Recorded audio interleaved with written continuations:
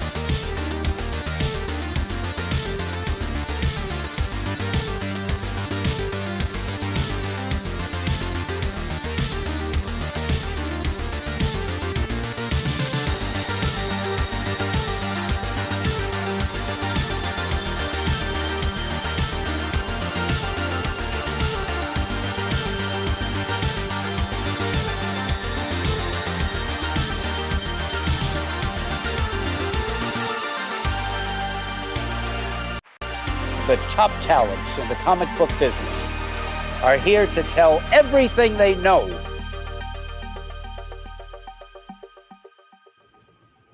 What is going on, everybody? Welcome to another Industry of Comics. This is Industry of Comics episode 28. Here with, of course, Jesse and Dennis, both longtime comic shop industry vets. And we've got some interesting stuff to talk about tonight. How you guys doing? Very, very well. Yeah. Rocking and rolling. And I haven't pulled all my hair out in the last week, so that's doing good. Yeah. I was talking to Brian today. My stress popcorn is half full. Normally by the end of the day, I'm empty on this, so that's always a good sign. Yeah, I'm with you, man. It's been a very interesting couple weeks for me. I told these guys, I go, I gotta pick your brains on some stuff. I want to talk about how you stay relevant when it comes to inventory and selling and sales and those type of stuff. So that's kind of what we're going to talk about tonight, you guys. And we also want to open it up to the viewers that are watching. If you guys have any questions, we'll take questions tonight, of course, and do our best to do that. We're also going to talk a little bit about the new Jim Lee variants that are being talked about by everybody. These absolute DC variants that he's doing, which he's doing multiple variants on each book. But there's a couple in particular that people are talking about right now that it's kind of interesting. So we'll definitely talk about that. And lots of stuff. So first question is basically, how do you guys stay relevant when it comes to inventory? And that's a big open-ended question, but I kind of want to hit on, sometimes inventory gets static, and sometimes, you might have sold out of something that you need to restock, or, that type of thing. And it's not very easy in a world of comic book retailers right now where, you're dealing with a recession, right? You're dealing with multiple distributors. You're dealing with the retailer variant craze. I mean, there's this whole new way of industry, shop industry when in comics right now, especially when it comes to non-brick and mortar sales and stores. And you guys are part of both. You guys know how it is for both. So, Jesse, you do it in a very interesting way, and you seem to change up pretty often. Kind of explain like how you keep your inventory from being too static.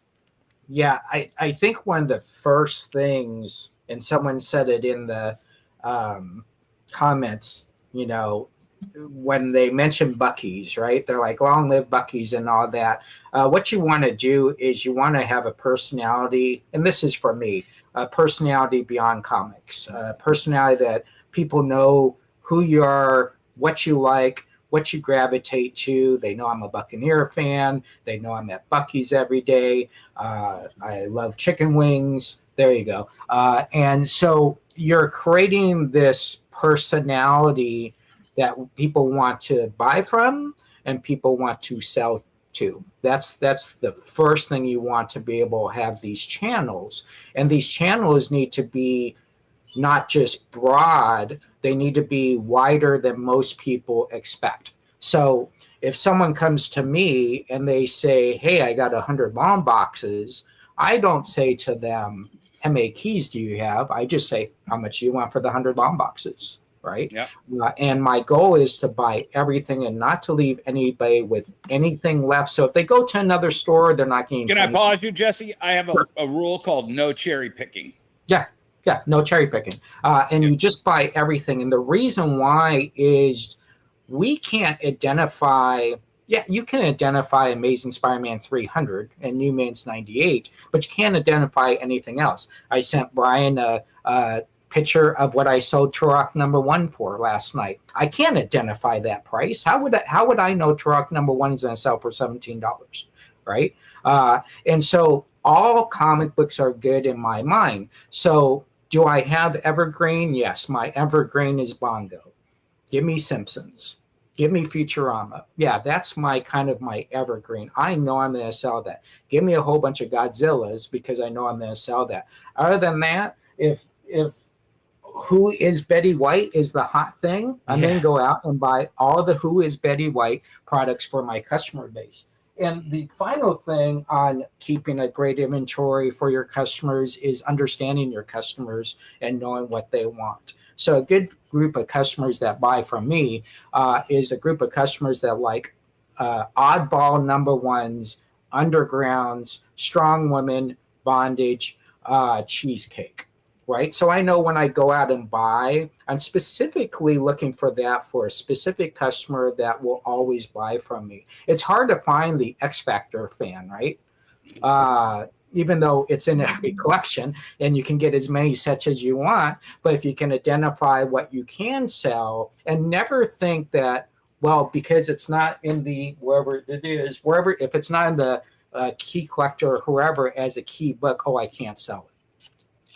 That's very interesting because there's these two different ways of selling in my mind, and that is keys, selling keys, right? Because a lot of guys who are new in this world of live selling, whether it's eBay Live, whatnot, Facebook sales, they're very key dependent, right? Very key dependent. And you feel like you're not going to be able to sell something unless it's a key. And when you talk to actual retailers, it's the opposite for the most part. Yep. Well, here's the thing. So how many retailers did a video? My keys have gone down 50% since the pandemic videos. None. Yeah. None. You know why? Because we buy a key in a collection. We're buying the whole collection. It's part of the collection, and we sell the key when we want to sell the key. We don't have to sell the key. Right. So our profit is baked into it. I go by kind of a simple philosophy, and it's so simple that everybody knows it. Be like water. It's the Bruce Lee philosophy. And when I'm buying, I buy like Bruce Lee would buy. If the collection, for 30 years, I was buying this crappy shit called vinyl record albums, along with comic books. And I was buying them for $0.25 a piece. And I was just putting them in boxes and storing them in my warehouse. And then all of a sudden, all these kids came out of the woodwork wanting to buy vinyl. I was like, oh, yeah, I got a couple thousand of that. I would buy the cassettes. There was no market for cassettes 25 years ago. So I just kept putting them in boxes and storing them in the warehouse. The one problem with my philosophy is you constantly have to get bigger and bigger warehouses until you fill a 12,000 square foot movie theater. Right. Okay. A good problem to have, but not a great solution. But as long as you buy those buildings properly, you'll be fine.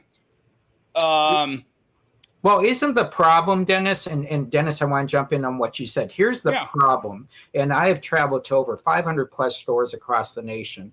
And you will walk in, and as a retailer who buys stuff from other retailers to help support them, and they got that Unions 98 in a collection, right? And so traditionally, if you buy 100 long boxes times 350, that's 35,000 books. And you pay 10,000, you're in at 35 cents each, right? So you can go into a store, and this happens all the time. Dennis knows this, Brian knows this, everybody in the chat knows this. Someone will have a book for $100. And if someone asks for $10, they're like, I'm not willing to lose that $10, not realizing technically you paid 35 cents for it. You're making $89. Well, no, I do things a little differently. I go through the collection book by book as fast as I can. So occasionally I do miss something. But I pull out all the books that I want because I know that my offer for the collection is going to be lower than some people's expectations. And much like I did last week and pissed off the chat, I'll do it again this week. I buy long boxes at $40 a long. Because on the open market, people like Jesse, people like Todd McDivitt in Pittsburgh, they're buying longs for $20 a long. Who said that? Who said I'm paying $20 a long? What are you paying a long? I pay $100 a long box, dude. That's why when you said $40, okay. I'm like, what the hell are you talking? Oh, I thought you were talking the other direction. No, come on, man. Most of the big dealers are only offering $20 a long because they expect it to be completely, gutted. I don't sell for $40 or $20 a long. I buy at 40 and I sell at 80. So we might have to do some business soon, Jesse. Yeah. But I buy at 40. I sell at 80 if it's something I don't want. I pull out the stuff I want. I make them a separate offer for the stack of keys, because if I offer them, say, $100 for, if they bring in one long and I find 50 books that I'm willing to put in $1 to $5 a piece, maybe $10, I'm offering them $100 for the small stack and I'm offering them $40 for the long box. So they're getting a $140 offer. If they're like, well, I think that all that stuff in that long box is worth more, I'll just take the 100 for those 50 books. Fine. Please don't clog me up with, Warriors of Plasm and, some other crap from the 90s that, Archer and Armstrong. Yeah, exactly. So, but if they buy it for the 40, I know eventually I could dump it on the market. I could pull out a few more books that I wouldn't have paid $1 for, but, that I'd gladly pay 20 cents for. So I do things a little differently that way. But when it's all said and done, now put that 100 books back into that long box, right? And now I've got 140 into a 300 count long box, and I've got 50 cents a book into everything. Yep. Yeah. So, exactly. It's a give and take, but it's all like mathematics. It's all just numbers at a certain point. Yeah, exactly. And I think it depends on, there's this, comics are kind of this ebb and flow when you're buying. You can go 3 weeks without buying anything and then in one day buy 5 collections, right? Yeah, and so try 10. Yeah, exactly. Yeah. What happens is we get so overwhelmed that that first collection goes in the back. Yeah. Right. Because you got this new collection coming in. And then it kind of goes, okay, I bought 5 collections. Which did I spend the most on? So that becomes priority. And the other 4 get thrown in the back. And so buying is kind of unique because you have to have budgets to buy the next collection. And you can't say, well, when I sell this collection, I'll buy the next collection. Yeah. As retailers, we don't have that. We don't have that luxury. And sadly, there's a lot of retailers that do have to flip to get that next collection. Yep. And I was like that 20 years ago. Sure. Because you got the diamond bill coming in, you got the this, you got the that. You can't have too much tied up in this thing when you have this thing that you have to buy, or you've convinced yourself you have to buy. Sure. So by putting myself in the current business model I'm in, I feel like I've freed myself to be able to just buy whatever and whenever I want. And that's kind of a very freeing idea. Yep. Yeah. And I think the other major thing before the next question is you got to be able to figure out, are you a person who travels? Are you a traveling buyer? Right. So this week, I'm going to Virginia to buy a collection, and I'm going from Virginia to Connecticut to buy a collection, then driving back down to Florida. So once you start doing that, it opens up the doors for more collections too. So and it depends on the city. Dennis is in a pretty big suburb of a huge city. Yeah. So he has more selling. So I'll tell you what I just did last weekend. And I was telling Bryan this. I gave him kind of the 10,000 foot view. I can't keep handheld gaming devices in stock. Game Boys, Nintendo DSs, Game Boy Advances, you name it, I can't keep them in stock. And I'm getting a fairly premium price for them because I'm a vintage video game store. So I decided to go, plus a lot of my friends were there. So I decided to go to Columbus, Ohio. They had a toy show. It was a smaller regional toy show. So I was going to get to see friends.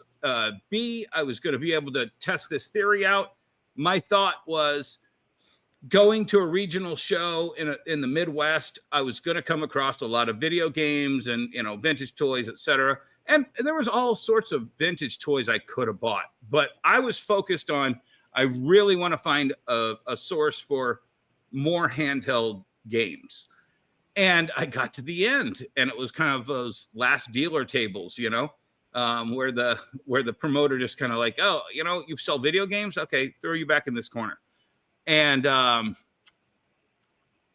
there were, at the very end of this, I scored close to 12 Game Boy Colors, Game Boy Advances, Nintendo, DSs, 3DSs, all the stuff that I needed for my stock.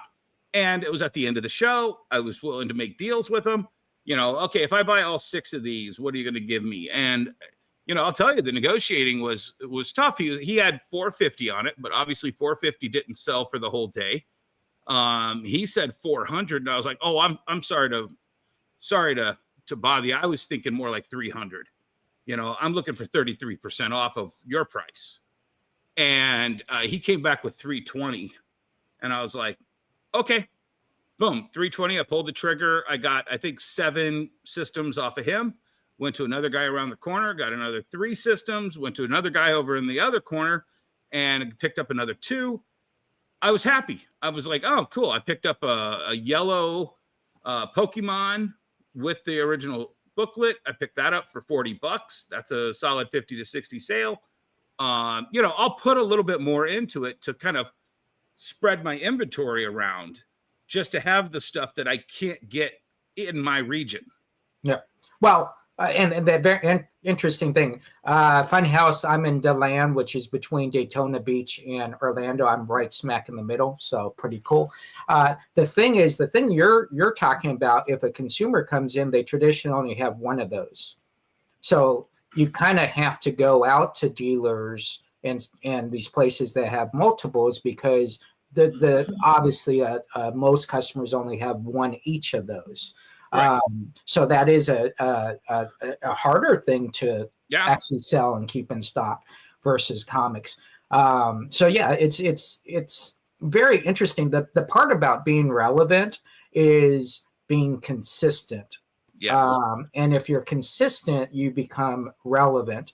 But relevancy is a interesting thing, right? Because who are you being relevant to? Are you being relevant to your followers or your buyers? Because not all your followers are buyers, and not all your buyers are followers. Well, that's right? a great question. No, that's a huge point. Yeah. And I'm not trying to start drama or beef with anybody, but I do see a lot of these YouTubers who have turned into sellers. And Jesse might have hit on the huge point with them. You can't, it's very hard. Well, yeah, but you're a little bit more than that, Brian. So no, but I have a question along those lines. Yeah. Okay, but let me just finish this thought and then ask the question. If your content is about the hottest books that everybody's buying, then you go to buy those books so you can sell them to your customers or your followers. They've already got it because they've been watching your content. Yes. They don't need to buy it from you because you told them to buy it a year ago. Yeah. I think that's a great point. And then they're bitching that sales are down. That's the even funnier part. Because that, to me, that is one of the biggest things. I did that month long of selling to get to San Diego. I got to San Diego. And I come back and I'm like, well, I want to continue this selling. So I got 2 problems, and I've talked to both. I've talked to Jesse about this, and I've talked to Dennis about this. My 2 problems: one, I have to start now looking to find collections or inventory of comics, and I have to figure out how to get into. I've already created a little bit of a footing in selling some comics through my live platform, whatever that is. Now I have to find a footing into selling cards and toys as well, because I got a bunch of that inventory. And so that's one problem. The second problem is, I got to be honest, it is hard to get ready for a sale, right? If you're doing multiple sales a week, and the way that I get ready for a sale makes it a little bit harder for me because one, I'm sourcing the books, I'm going through books and going, okay, I'm gonna sell this, I'm gonna sell this, I'm gonna sell this. Then I'm gonna go find out what they're selling for, and I'm gonna take 50% off of that. And you go do a short box of that, and it takes a day to do that. You know what I mean? Unless you're somebody like, I know Jesse does it. Yeah, Jesse's very good at just going, boom. I know what this is. This is what this is how much I'm selling it for. He's but Bryan also. I mean, sorry to interrupt you. But no. Jesse also knows what he's paying for it. Exactly. So he automatically has his cost of goods sold baked into when he pulls that book out. It could be. He could be looking at the back of it, and he still knows a ballpark of what he has into it. Yep. You buy from a million different sources, an estate sale, a garage sale, Jesse's place, this whatnot sale, and you might not remember what you paid for that particular book. Yeah. And keep in mind, there's a big difference between, I always tell people the number one rule you need to learn is the difference between need and want, right? What do you want is very tough versus what you need. So what you need, like when people watch my show, they go, wow, your prices are kind of right where they want to be, should be at auctions. Why? Because that's what I need. And if it's a $50 book and I want $30, it's starting off at $30. It ain't starting off at $1. And I know everybody disagrees with that and thinks it should be $1 and all that, but I don't want to mess with it, right? Yeah. I know how much I need to get for that book, not what I want, what I need. And if something goes beyond, then that's more of a want, right? But here's the big thing for Bryan. It's I do about 12 shows a week right now. It takes me about 40 minutes to prep a show, and that's me taking pictures, putting descriptions, putting what I need on that item. It becomes a consistency thing. And if you're consistent and you know the right music to put in, or the right movie to put in the background, it is simply easy. But you got to get into that control of consistency. And once you do that, it's easy. The other thing is knowledge. You need to, people always do this. They get a book and they look to see how much it's worth. Well, go see how much books are worth without having a book in your hand, and just in generally learn what is hot. I was doing when I was on Whatnot 2 years ago, I was doing probably the first ever Dave Stevens sales, and I was getting a lot of traction. We had 100, 200 people watching for Dave Stevens shows, and I'm bringing out books that nobody had 2 years ago, and I was getting $50 for some of them, but I was getting 10, 15, 20 for others, and I'm like, come on, guys, you do not know how hot these books are going to be. And so I did like 3 of these Dave Stevens sales. That was a tongue twister. And I just stopped because the prices were not what I thought they should be. And I was feeding something that wasn't coming back as much as I thought it should. So I just stopped the sales and I put all the boxes on hold. And then, 2 years later, all the books hit supernova status. And right. I mean, they're literally 10x of what I was selling them 2 years ago. But I had 20, 30 copies of almost every one of the books. Right. Yeah. So, it was one of those decisions. I mean, I liked the community. I was wanting to feed the community and kind of bring awareness to one of my favorite creators, but I didn't have to sell them. So I stopped. And you have to be able to control yourself and have, like I said, be like water. Have other money you can make from someplace else. Yep. That is such the biggest oxymoron. You want to be like water, but you're selling comic books, right? Like the two things that don't match together. Yeah. And electronic video games too. Yeah, so exactly. Go figure. But the thing is, now I lost my train of thought what I was going to say on that topic. But he was talking about not having to sell when you. Oh, okay, yeah, I know. So you got to keep in mind, and folks out there, especially if you're new and you're trying to make a name for yourself, it's okay every once in a while. And Bryan knows what I did 3 years ago. Everybody posted about this. You're going to undersell a book. You just are. It's I've done this for 43 years. I still don't know the value of everything, even though that book I should know the value on. And so it's okay. But what you got to do is you got to celebrate that win with the winner. Yes. Right. Oh my gosh, that's a great deal. I would have bought that. Right. Where you see people get kind of scorned sometimes for when, oh man, I really probably shouldn't even sell that to you. Oh, and then the next thing you know, you're reading on eBay on the remark, oh, they canceled my order. Right. No, you got to celebrate everything with your customers. Yeah, I don't think I was getting rude. No, I get that. Yeah, I get that. Yeah, no, I mean, I was doing those mystery boxes, and I was giving away. Actually, it was the anniversary. I gave away a $3,000 comic book to one of the guys who won it, or one of the guys who bought my mystery boxes. I was legendary for the giveaways, and I wasn't getting that sweet whatnot contract money. Yeah. So yeah. Well, that's the other thing, is fostering that buying audience, right? Because it's so crazy how the audience differs depending on the platform. Amazon, Dennis, you're big on Amazon. You sell things on Amazon that wouldn't sell for half of that on eBay. There's eBay, things that will sell for way more than they will on a buy it now sale than it would for on a live auction. There's things that would sell more on an eBay live auction than they would sell for on a whatnot auction. There's these, you have to also look at these different platforms. Oh, absolutely. Yes. So that's very interesting to me too, is knowing when to sell what and where to sell what, and that type of thing. Well, the interesting thing you said is platforms, and I don't think it's about platforms. I think it's about the experience you're getting with the person who's selling the book. And if that person is a great personality that people like, then the technical value they're getting is baked in and added actually to the conversation, right?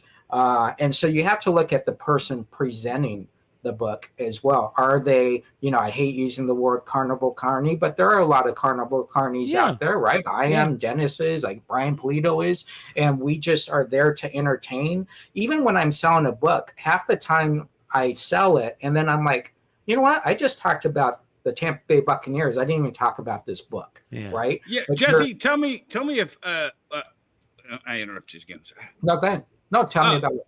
No, tell me about the headspace you put yourself into before you do a show. It is. It's funny. Important. I think after doing this for 43 years, being I was selling in a comic book store in 1982, not collecting. No, I was working in a comic book store in 1982. And you learn all this stuff in the comic book world that in the real world probably wouldn't make sense, right? Riding your sports Huffy bike to the eBay stores in the 1980, which were the spinner racks, right, at 7-Eleven. That was our eBay store. And telling the experience about choosing between a Slurpee and, ROM 32, right? What is more important to me at that time?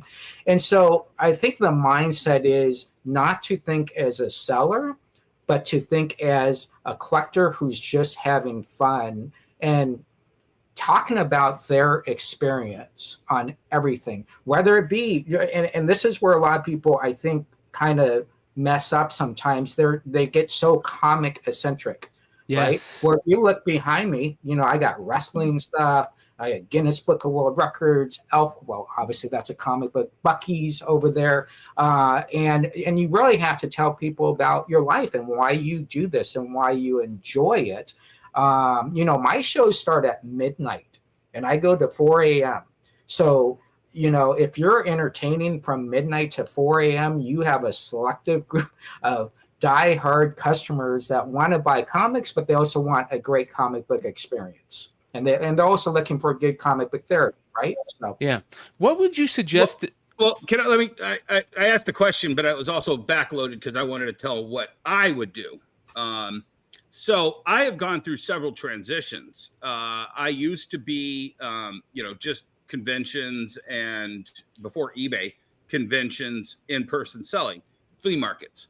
That headspace is like Kurt Russell and used cars. You know, you got to talk to every person. You got to get them into you. You got to ask them what you got to like one-on-one every person that comes in front of you. You can't let a single person walk by you. Then when I opened the store, I felt like my headspace was, and I know it's super stupid and silly, but my headspace was, I'm Batman. I'm going to sit in this chair, do what I have to do. But the second that bat signal goes up and somebody's asking about back issues or trade paperbacks, yeah. I'd see that bat signal come up from Batman Returns, and I would stand up and I have purpose. Now I have to go in, because Jesse knows there's moments where you'll have an hour without a customer in a store. Yeah. So you have to bring your relaxation mode down to be able to pinpoint focus it when the customer comes in. But then I came across this third headspace where when I did Whatnot, I literally felt like I was channeling Nicolas Cage at the beginning of the third act of Gone in 60 Seconds, where I would have to listen to music. I'd have to put myself in that headspace. I'd have to, all right, let's do this. Yeah. You know, and then go live, you know, but I had to get myself into a different headspace than everything I had done for the 30 years before Whatnot.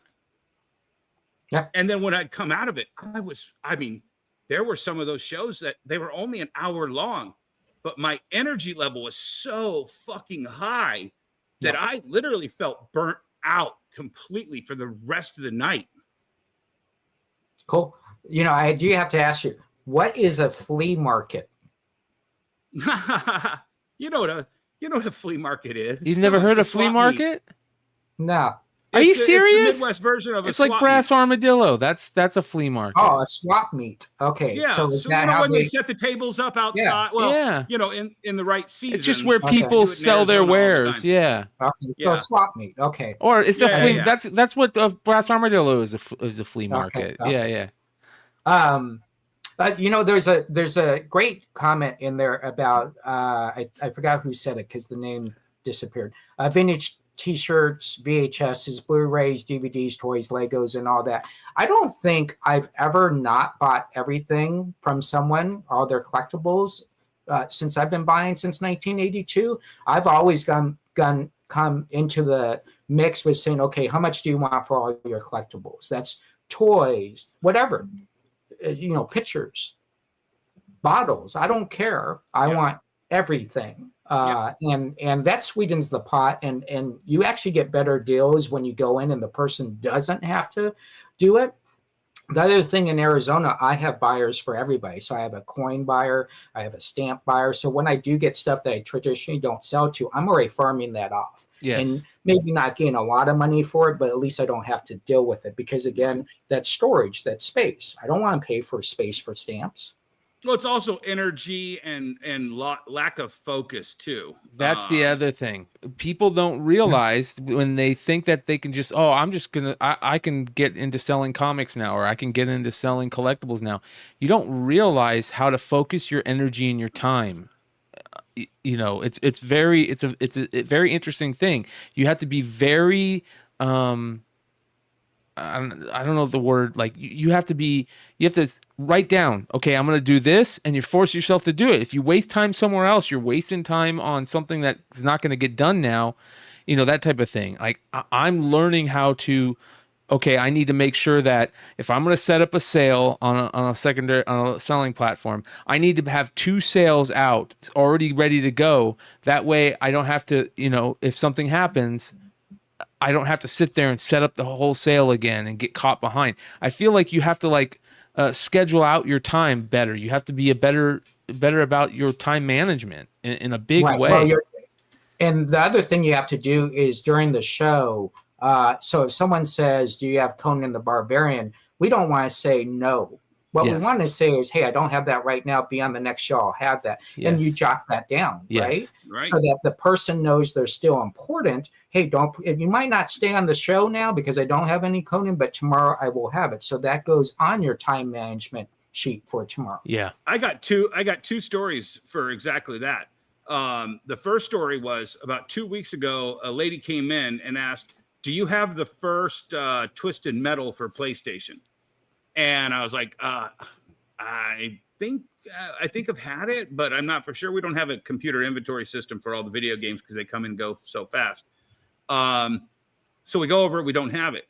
Literally 2 days ago, a collection came in that had the original black box tall Twisted Metal. The lady came back into the mall and she came into the store and I was like, hey, weren't you the one looking for that Twisted Metal? Mhm. I mean, it helped that she was really attractive and I remembered her. And she's like, yeah, but I ended up buying one on eBay. No problem. We just got one in. And I was like, I can't believe you remembered what I was looking for. So, you know, when you have somebody feed you, you know, you hear it in your left ear, you know, Twisted Metals, PlayStation 1, and then a collection comes through, you know that there's a market for the stuff that you're looking at, and you could pay a little bit more for it because somebody is looking for that. Sure. Now, you might not make the sale. Like I didn't make the sale, but I remembered it, which is, trust me, you know me, I forget everything. But the other thing I wanted to say was I had passed since 1996 to 2022. Okay. I passed on every single Beanie Baby ever.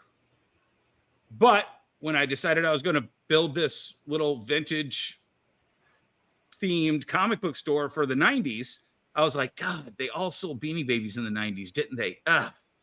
And my buddy had a Beanie Baby display stand and a collection came through literally the month before and it had beanies. I was like, yeah, sure, I'll buy the beanies. Bring them. I was like, I don't know what I can get for beanies, but I think Michael's is selling them for $6.99 a piece. Okay, I'll do $5, 3 for $10. And guess what? Then the Netflix show comes on about Beanie Babies. I open the store. I have the little tie Beanie Baby rack. I've got a whole nostalgia bait thing going on. Chat, just throwing this out there. How many Beanie Babies do you think I've sold in 2.5 years? Not even 2.5, 2 years and 4 months. Just throw it in the chat. And so keep going and I'll see. But yeah, I think the number is going to shock everybody. Well, I am so surprised at what Beanie Babies have been selling for. As a matter of fact, I was helping clear out some room in Jesse's store, and they had like 5 or 6 trash bags full of Beanie Babies in the back. And I'm like, these things are selling for a ton. Put these out, you know? Yeah. I have 10 of the McDonald's sealed sets in those bags. Actually, when I'm going back next week, I'm picking up. There's about 1,500 of them. The problem with Beanie Babies is trying to figure out which one are the errors, right? Okay. I don't even care. You don't even care? Wow. Okay. I don't even care. Right. To me, I buy them for 25 cents to 50 cents a piece, depending on how common the collection is. Any of the McDonald ones, I throw those in my dollar bin. I don't care. I don't care. Everything else I put in my $5 3 for 10 bins, and they just blow out. And in the chat, I put it in there, guys. I have sold over 3,000 Beanie Babies, and I stopped counting when I hit 3,000. And guess what? That money is just out there for anybody to get. Yep. Yeah. Exactly. Yeah. And if they get the super rare Princess Diana Beanie Baby worth $1 million out of my bin for $5, guess what? They're going to come back and look through my bin every freaking week. Yeah. I felt so bad because my dad thought he had one. So he's like, oh, you got to check this out, man. It's worth $25,000. This is like 15 years ago. It's worth $25,000. And I'm like, that's a fake, just so you know. Well, and not only that, but here, so we did some research on this when we got back into the beanie game. If you look at all of those super high ranking beanies, they're almost every one of them is bought by a 0 feedback user, and it has 0 completion of sale on eBay. Yep. So I think a lot of what I call saboteurs, eBay saboteurs, they create a fake account. They just want to punish somebody for thinking they have the $10,000 Beanie Baby. So they sell it and never pay for it. And then eventually, Yeah, and that happens in the comic book world. Oh, yeah. World. I mean, that's common. Haters are gonna hate. Yeah. Common play. Yeah. Well, it's very interesting that what else I think is that way on eBay is those Disney VHS. VHS. Yeah. Everybody says that these Disney VHS are so collectible. Look at how much they sell for. Black Diamond collection. It's a Black Diamond. It's a Black Diamond. Yes. Exactly, dude. You're like, what is going on? And I'm like, okay, well, just right over there. I've got them for $5 a piece. Buy them all. Right. Yeah. Yeah. But I saw a lot of VHS. I saw somewhere in the chat, it was like, whatever you do, don't buy VHS. VHS is part of nostalgia. Yes. There's and here in Michigan, we have these things called lake cabins. Yep. And the lake cabin is where the family bought the house up north, and they spend the first week of spring going up to fix it up, and then they get to spend the whole summer going up to visit it and go on the lake and fish and hunt and whatever, and then they put it in mothballs. Well, they don't want to bring the DVD player up there 10 years ago when DVD was still important. They still have one of those TVs with a VCR inside of it, and they just want to pick up a couple movies to watch when they're up north. Yeah. Or if they have the DVD, they're buying my DVDs for $5, 3 for $12. And they're just taking a stack of DVDs up there and leaving them. And, I've noticed that it's a lot of these people that are just taking them up north to leave in their cabin to have that nostalgia bait. Yes, in a big way. Here's another interesting question I have for you guys. Hold on, Brian. So just so you know, I've watched Star Wars on a VHS TV, like Dennis just said, with the VH tape in it. I watched it 28,637 times. Yeah. Well, guess what, Jesse? Remember about between 5 and 10 years ago, on the side of the road every day, you'd see a TV from that era sitting on the side of the road. Yep. Do you know how much those TVs are going for now? Yeah. $100 to $200 a piece. Right. And it's from a lot of people that want to play those old games on the original You TV. cannot play Duck Hunt on any modern TV. And because Goodwill would no longer take those TVs. Yep. Well, that and all of the guys that during the copper scarcity 8-9 years ago were just cutting the cords off of them. So you couldn't even salvage these things. Yeah, it's crazy. All right, so another thing is, okay, that's kind of gets on, buying collections and stuff. And a lot of that time, those collections either come to you. Where are some good places to source collections without giving out crazy, cornbread places? What do you do? Do you just go to garage sales? Do you go to auctions? Do you go to what is your go-to for that stuff? Everywhere. I think me, it's placement of brand. So, I think placement of brand is very important. So if you're on TikTok or if you're on Instagram or you're on eBay or if you're wherever, right? You're always talking about buying. Hey, folks, if you know anybody selling their books, let me know. Give them my name. So I kind of go to the public and let the public go out and bring their people. I pay a little bit more so that when that person sells their collection, they then tell the friend to bring their collection in. I'm at the swap meets. Brian knows as I send him pictures all the time. Swap meets. All the time, yard sales, estate sales, offer up. Offer up is huge. Offer up is a great opportunity to buy crazy stuff in bulk that people are moving that day and just have to get rid of it. So I think placement is very important on where your brand is. And then that notion of how fast can you get in and out? I always have this simple thing. I know Dennis is a little bit different, but I have about 3 minutes to buy something. After 3 minutes, I just lose interest. I don't want to negotiate. I just want to know how much you want before I even start looking. Right? Jesse, I know that's your strategy. Right.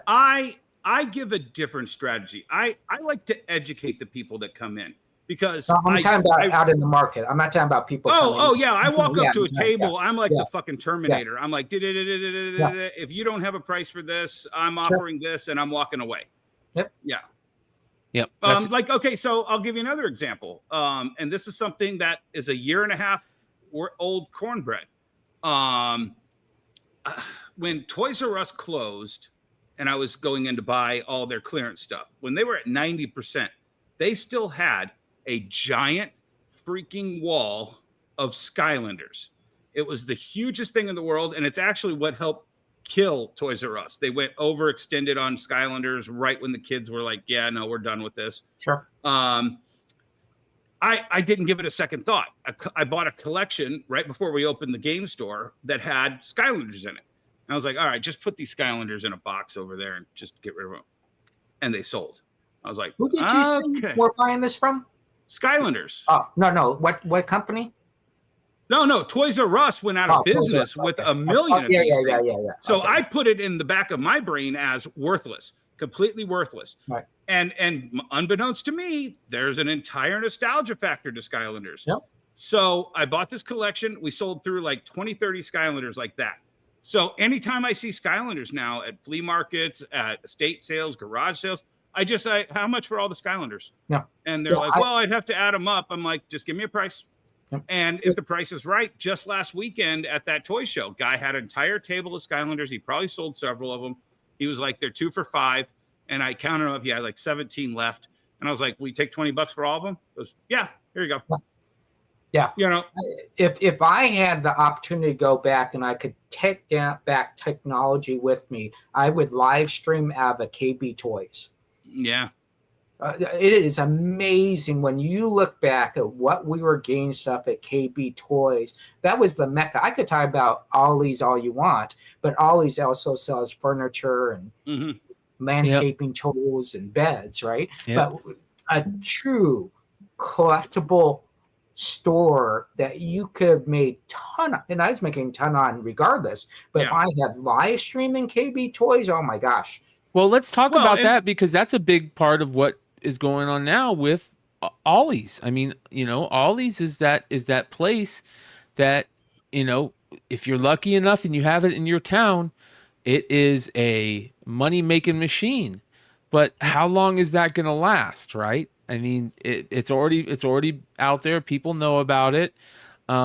Is that going to continue to be that place? And when it's not, you go find that next place, right? You go find that. Okay, let me explain a little backstory on this. And Jesse, you hit on it. So there's a place called Wisconsin Toys. These guys have been around since the 80s, maybe even the 70s. They have been what they call a wholesale jobber for all of the clearance stuff for literally almost 50 years, 40, 50 years. They are the people who figured out, okay, we're going to move these toys over here at this place called KB's. They actually owned KB Toys. They also owned Big Lots, and I'm pretty sure they also own Ollie's. So when I was talking to the senior sales manager back at Toy Fair back in the 90s, he was explaining all this. And I'm like, oh, and you used to get these. Oh, yeah. And you used to get these. Yeah. So there's these people who just buy everything. They're kind of the bigger versions of Jesse and I. Yep. Way bigger. And they'll buy furniture. They'll buy rugs. They'll buy tiles for kitchens. And they just get it all into one house.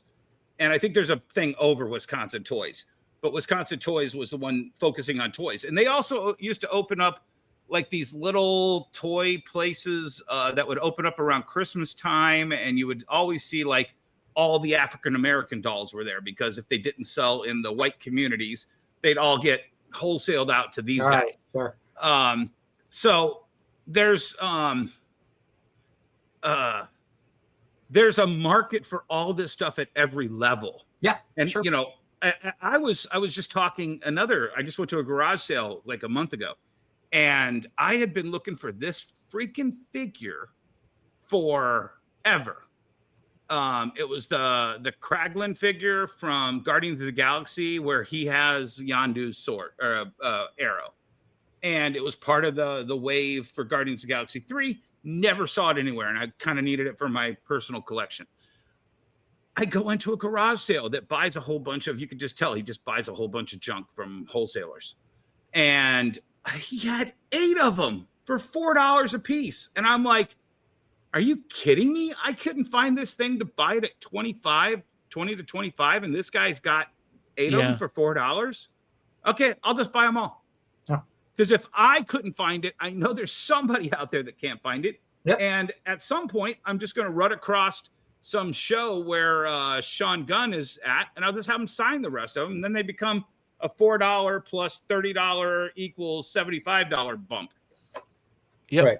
Well, I think I forgot who was talking about Ollie's and the price has gone. Yeah, it's one of the things you gotta be when you're a buyer. This is when you're a buyer, and I trying to say this the right way, when you buy a lot. So I probably buy anywhere from 1,000 to 2,500 items from those stores every single week. But what I do is when this comes up, and I don't know if you can see this. This is the Batman 66 card, right? Brand new in the box. There you go. And they are a certain price. We sell them for $25, but we get them at our Ollie's price. I don't go and buy 10.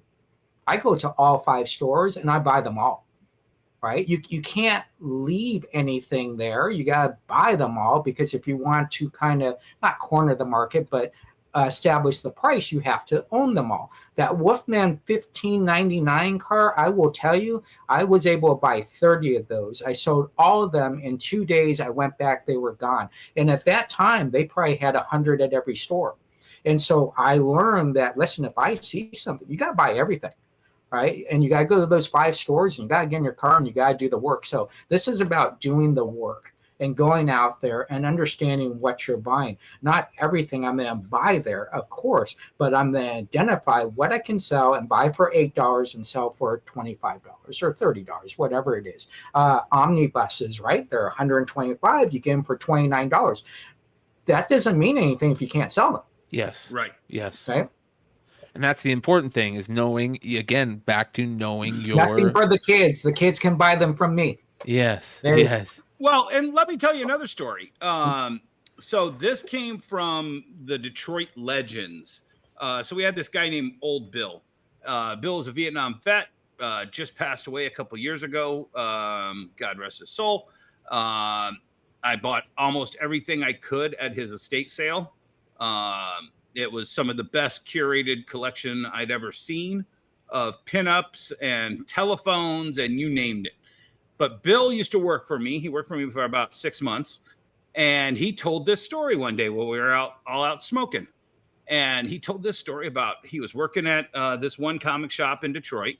And he and this other guy are in the back. Or no, sorry, the other guy and somebody else were in the back. And he heard them scream from the back. And then they came out, and they're carrying not a diamond, but a 200 count short box from back in the 70s. And they found a case of 200 giant size X-Men number 1s. Years afterwards, like mid 80s, they found this box. And I'm like, okay, let's hear this story. He goes, man, and they were crisp, and we bagged and boarded them instantly, and we sold all of them for $100 a piece. Okay, you know what's cooler than that? You had, what was giant size X-Men? 30 cents, 40 cents? Yeah, 40 cents price. You had $400 into that box, or no, I'm sorry, $40 into that box. Yeah.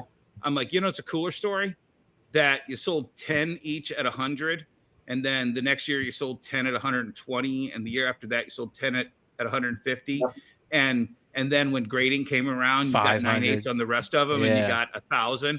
And that business owner who actually had just went out of business like 2 years before this, and that's why Bill was working for me now instead of that guy. Yeah.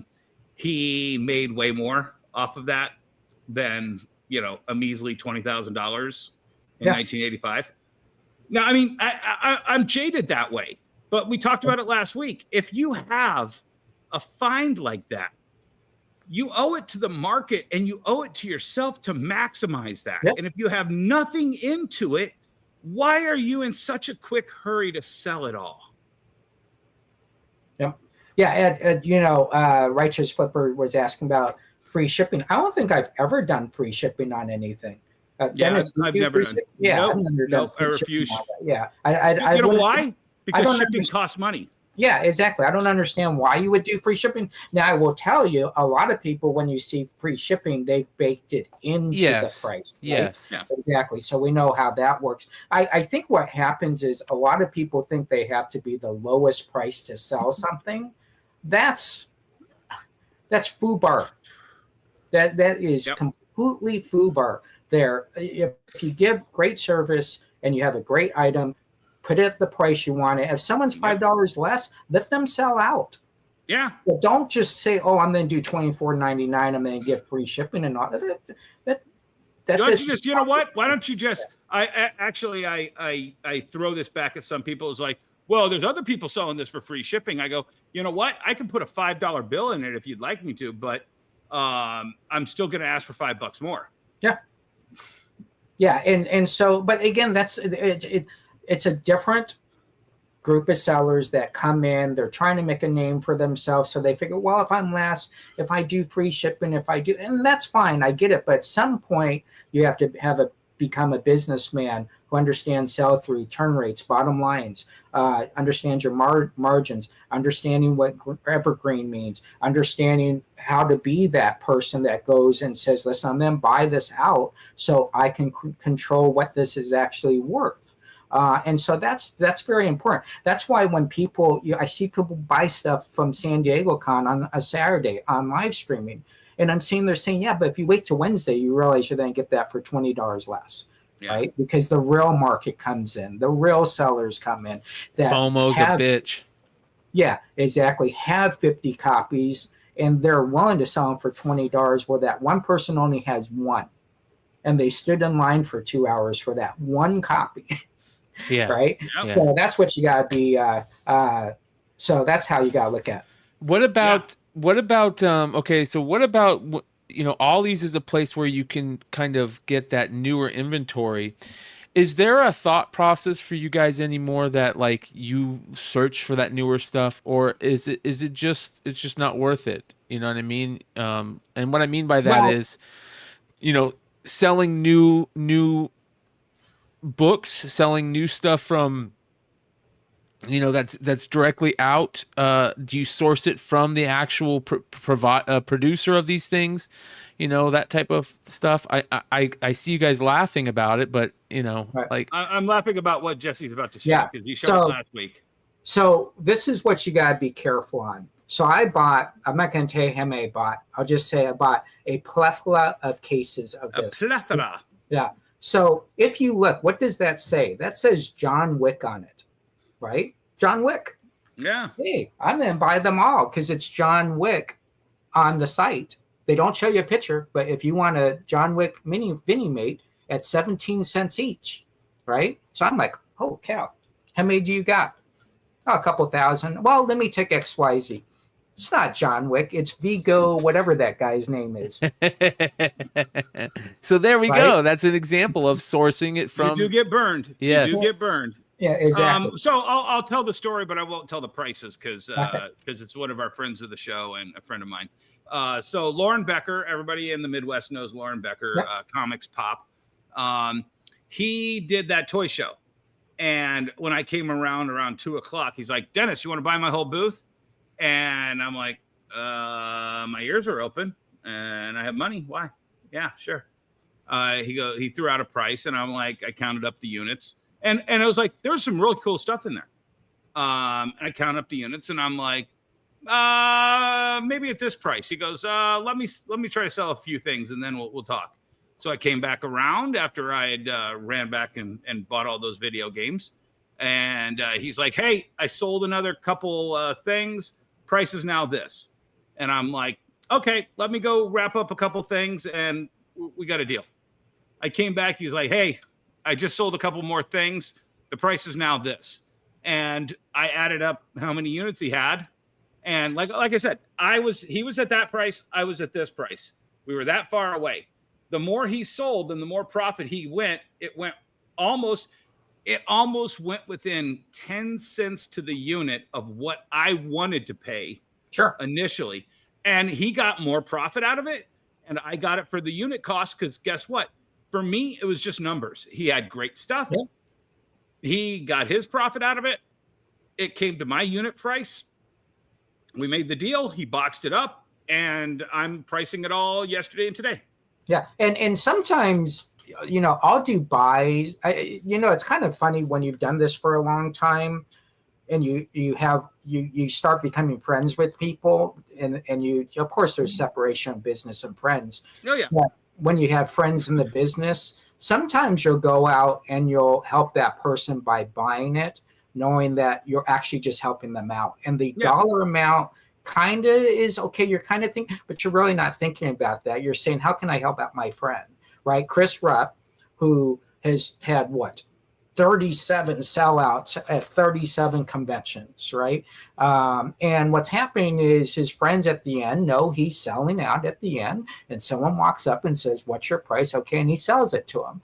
And that's how you build this network. Is you're always selling, you're always buying, you're sharing technically where you're buying from, and sometimes obviously you're not.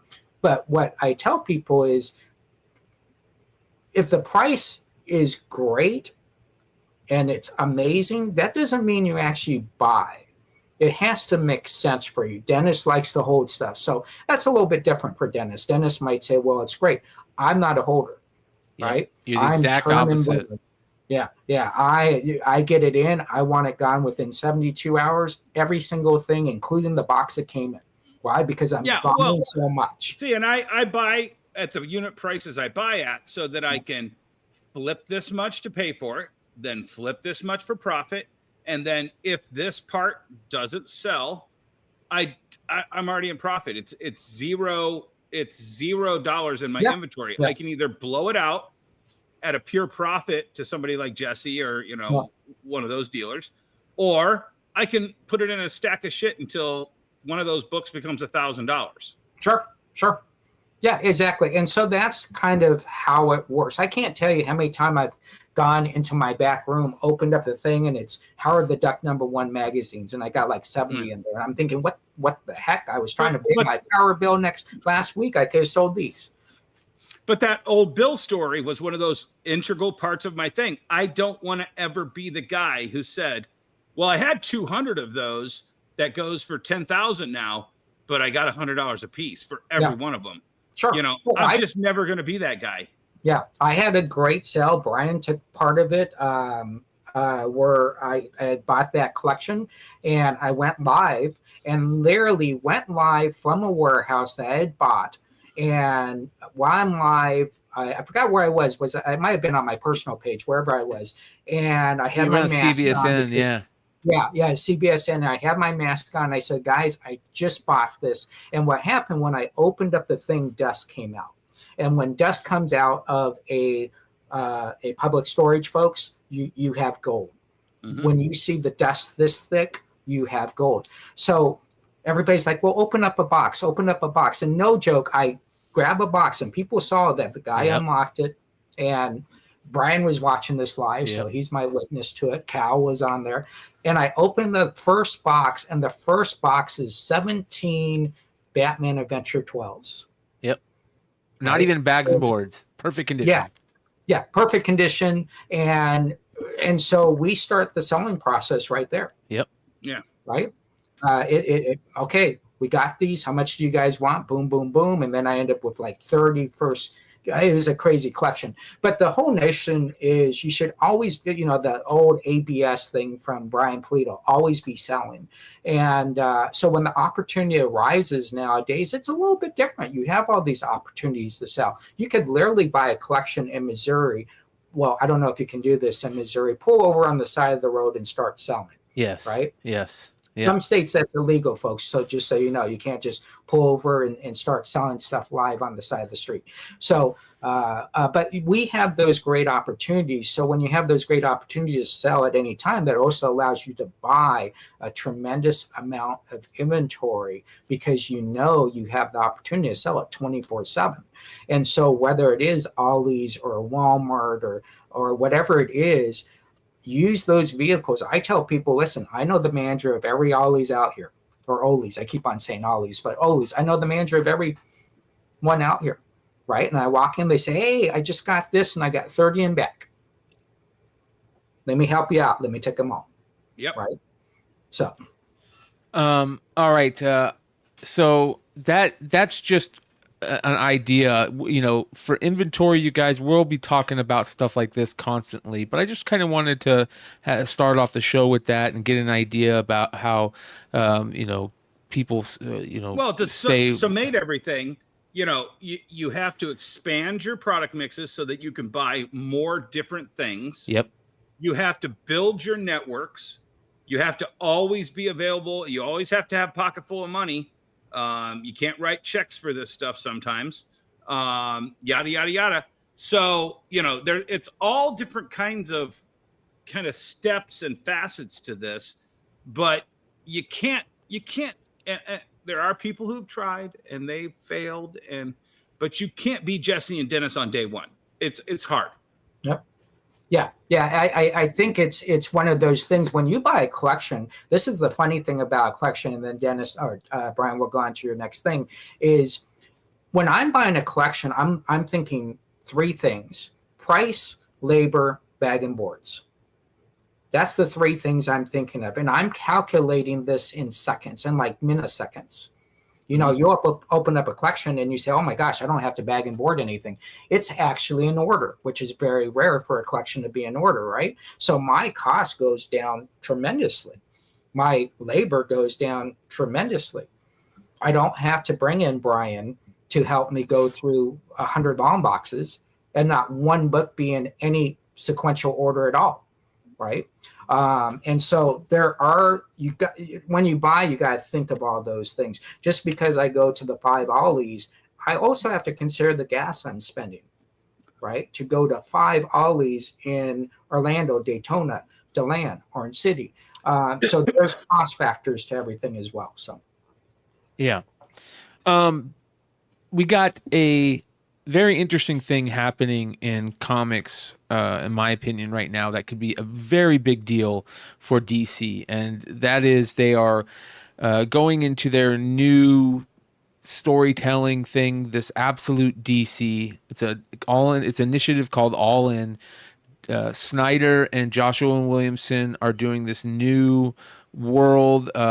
You're going to have like a newer version, a different version of Superman, a different version of Batman, a different version of Wonder Woman. And you're going to have, they're going to be based on their same, main things that those characters about, the things we know. And they're also going to be bringing back Darkseid as a big bag, and they're telling this huge new story, right? This is very interesting, though. Dennis, you sent me a post talking about how I believe you said you thought that they're doing a new variant for this. Is that what you thought? Well, I got tagged in a post, and it was them showing the original cover, and then them showing the foily, shiny, color-changing variants to go along with this. And I don't know if you have it to share. I was just like, oh, way to pull out all the stops here, DC. This is what you were tagged in. Now, I don't know if they're re-releasing these because I think that this triptych that he did was back in September where this got announced of last year. So after 21 years. So the triptych is finally complete with her. Yeah. Okay. But this one that I tagged you in, this is a shiny foil variant of those. And it just seems like it's a rehash. And of course, I just showed a bird being fed regurgitated food in his So nest there. so it looks like they're re-releasing these as foil variants, I'm guessing. For this new thing. That's pretty Unless pretty I'm crazy. wrong, guys. Unless I'm wrong in the chat, tell me. I just thought it just seems lazy And we're seeing that a lot. JTC talked about that on the episode we had him on when we talked to him about the fact that this is happening, where it's not exactly the same here, but what some of the big publishers were doing were allowing retailers out there to choose classic covers in DC history and do a foil version of them as a retailer incentive exclusive. Okay. Yeah. And we asked, John Tyler Christopher what he thought about this, and he said, and I told him the story about how there was a Adam Hughes variant, and it was getting a foil treatment as a retailer exclusive variant, and Adam Hughes didn't know about it, and he didn't find out about it until it got dropped. And basically his wife was like, it would have been nice to know that this was happening so we might be able to do it ourselves. And we talked to John Tyler Christopher about that, and he brought up the fact that Marvel was getting ready to do that with one of his negative space variants, his Wolverine negative space variant that he did, I believe, for C2E2 one year. And they were just basically going to put out that same negative space variant as a ratio variant or a open order variant for second print 1 in 25. Yeah. And you could tell JTC was a little perturbed about it. He was not happy, and that book just got put on FOC the other week, and when it got announced, it didn't have a trade dress on it. It looked just like the original without the numbered copy that the original had out of 3,000, whatever it was. And I think, I'm not for sure, but I wouldn't be surprised if behind the scenes that rumbling happened and they were like, you need to put something on that to differentiate that from the original, because then you're ruining the collectability of that original book, and you're hurting the JTC brand by doing so. Okay. And it's gotten to the point now where artists are treated differently within a lot of these publishing houses, to where they have a little bit more say on their art, especially the bigger artists. You're not going to want to piss off John Tyler Christopher, because John Tyler Christopher is putting out 4 covers a month. He's also buying thousands of those covers so he could sell on his own site that he's now a retailer also. It's a very weird dynamic, and we're seeing this a lot happening, and more we're starting to see people say what you're saying. It feels kind of lazy. It feels like we're just reprinting something and they're killing the vibe on the originals. Yeah. Well, it wasn't this done on the week 50. What is it? 52 weeklies, where every 3 issues were connecting covers. What series? That was Trinity. Trinity. Jesse. Yeah. The second the third bullshit once a week comic book that DC came out. Right, because they had a connecting. So they had 52, and then they had Countdown, and then they had Trinity, and those covers kind of did this, but not on a Jim Lee scale. Yeah. Yeah.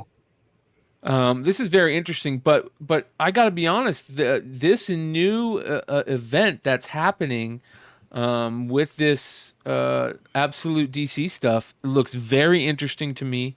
It's got a lot of buzz going on. These are the new Jim Lee variants that he's doing for this. This is he did his own version of the new Nick Dragotta Batman design, which is a very nice. And there's a black and white Aqua Batman. No. Have you not seen the new Nick Dragotta Batman design? No, probably not. Not my world. So this is Wonder Woman, and this is Superman, and they look at the new series that they're going with are getting ready to pop. They're coming out soon. They look absolutely beautiful, in my opinion. There is some. Let's see. Absolutely. I mean, Jesse, argue with me if I'm wrong. Brian, can you go back there and just flip through those three last images that you threw up? Let me show you. So here are the new. Oh, I have seen that. Yeah, I have seen that. Here are the new designs. Batman's very interesting. It reminds me. At first, I didn't like it, and then I started to fall in love with it. They eat more and more every day. I'm falling more and more in love with it, and I'm really looking forward to it. It kind of reminds me a lot of the when Dark Knight Returns happened. It was a totally different, chunkier Batman. The Batman symbol was a little bit different, and it kind of reminds me of them doing the same type of thing that happened right then. The new Wonder Woman design is absolutely on point. It's beautiful. She looks amazing. And the new Superman design sounds very interesting. They've kind of tweaked a couple things. But for the most part, it sounds like they're not going to take away from what the characters are, what their personalities are and that type of stuff. Here's the variant covers. This is the Jim Lee. And then they did, variants for each one. But look at this Wonder Woman, right? Look at these Wonder Womans. Absolutely gorgeous. These covers. Beautiful design on Wonder Woman. She's got this new tribal thing going. Very, very interesting. I get it. So first, let me say, with all due respect, I don't know this artist. I don't know his directives. I don't know, any of that background stuff. What I do know is never sleep on Scott Snyder, ever. He's one of the smartest writers I know. I gotta believe he's got a really cool idea to do this with. And he's launched 1,000 ships with his ideas. Jesse. Yes. Can you scroll back up to those Wonder Woman images? Jesse, what would you rather have? Any Adam Hughes or George Perez cover, or one of those three? It's kind of like when Kelly Jones did Batman, right? If you look at Kelly Jones Batman, you look at it and you go, what the heck is this? And I think when you look at these covers, I think it's the same thing. You got to see them. You got to see 6, 7, 8 of them. It's got to be your normal thing that you see on the shelves every week.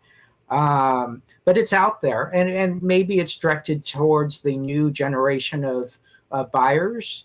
And they're kind of saying to us, old guys, listen, we really don't. You're going to buy this book anyways, right? I would want to see an Adam Hughes. I would want to see a J. Scott Campbell on it, but I don't think that's where we're at anymore. No, you're right. You're right. It's a totally different thing. I think that with this, and this is what I'm hoping. I'm hoping DC and the people over at DC are really understanding that real deep comic fans, we want some good content. We don't just want beautiful art. We want some good stories. We want some. I'll tell you the only thing DC understands. They don't own the word Ultimate, and Ultimate Spider-Man re-kickstarted Marvel in the ass. And that's where I was going this next. This is all they have. Yep. This is all they have. Yep. DC has never learned a single lesson in the 19 years I owned a store. Yep. They always follow.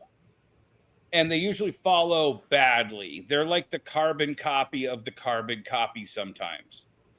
And you would think, for that 6-year stretch of Harley Quinn, where Harley Quinn was the book to have, that this is where we're now at with DC, back to the same 3 characters. Yeah. With all the opportunities they have out there with these other characters, but they just seem to always go back to those 3 characters, and they're just going to throw it right back at you. Yeah. Well, that was kind of where I was going with all this is, we've seen this happen so many times where it's a restart. It's they're redoing it, this and that, and they always follow each other in some way when they do it. And then they say they're not going to do it again, and in 6 months it happens again. when these would happen and you guys were still getting new issues and selling new issues on a regular basis, would this cause enough, would you see it cause enough buzz each time, or would the buzz die down with each one?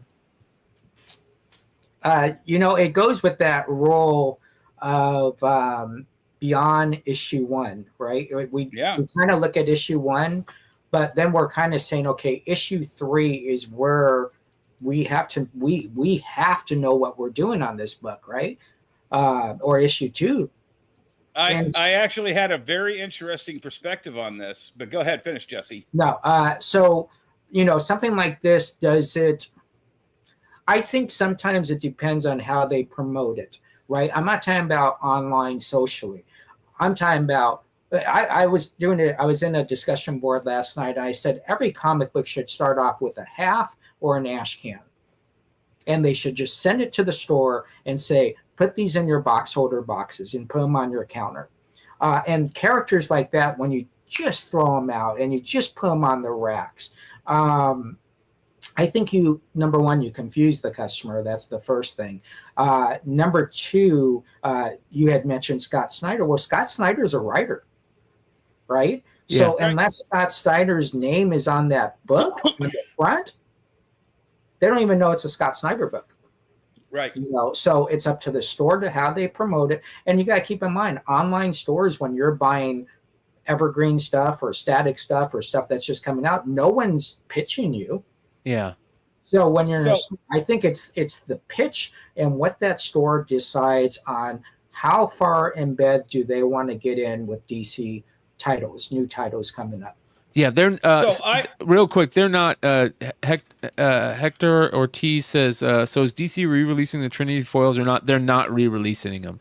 They've already, those foils came out last year.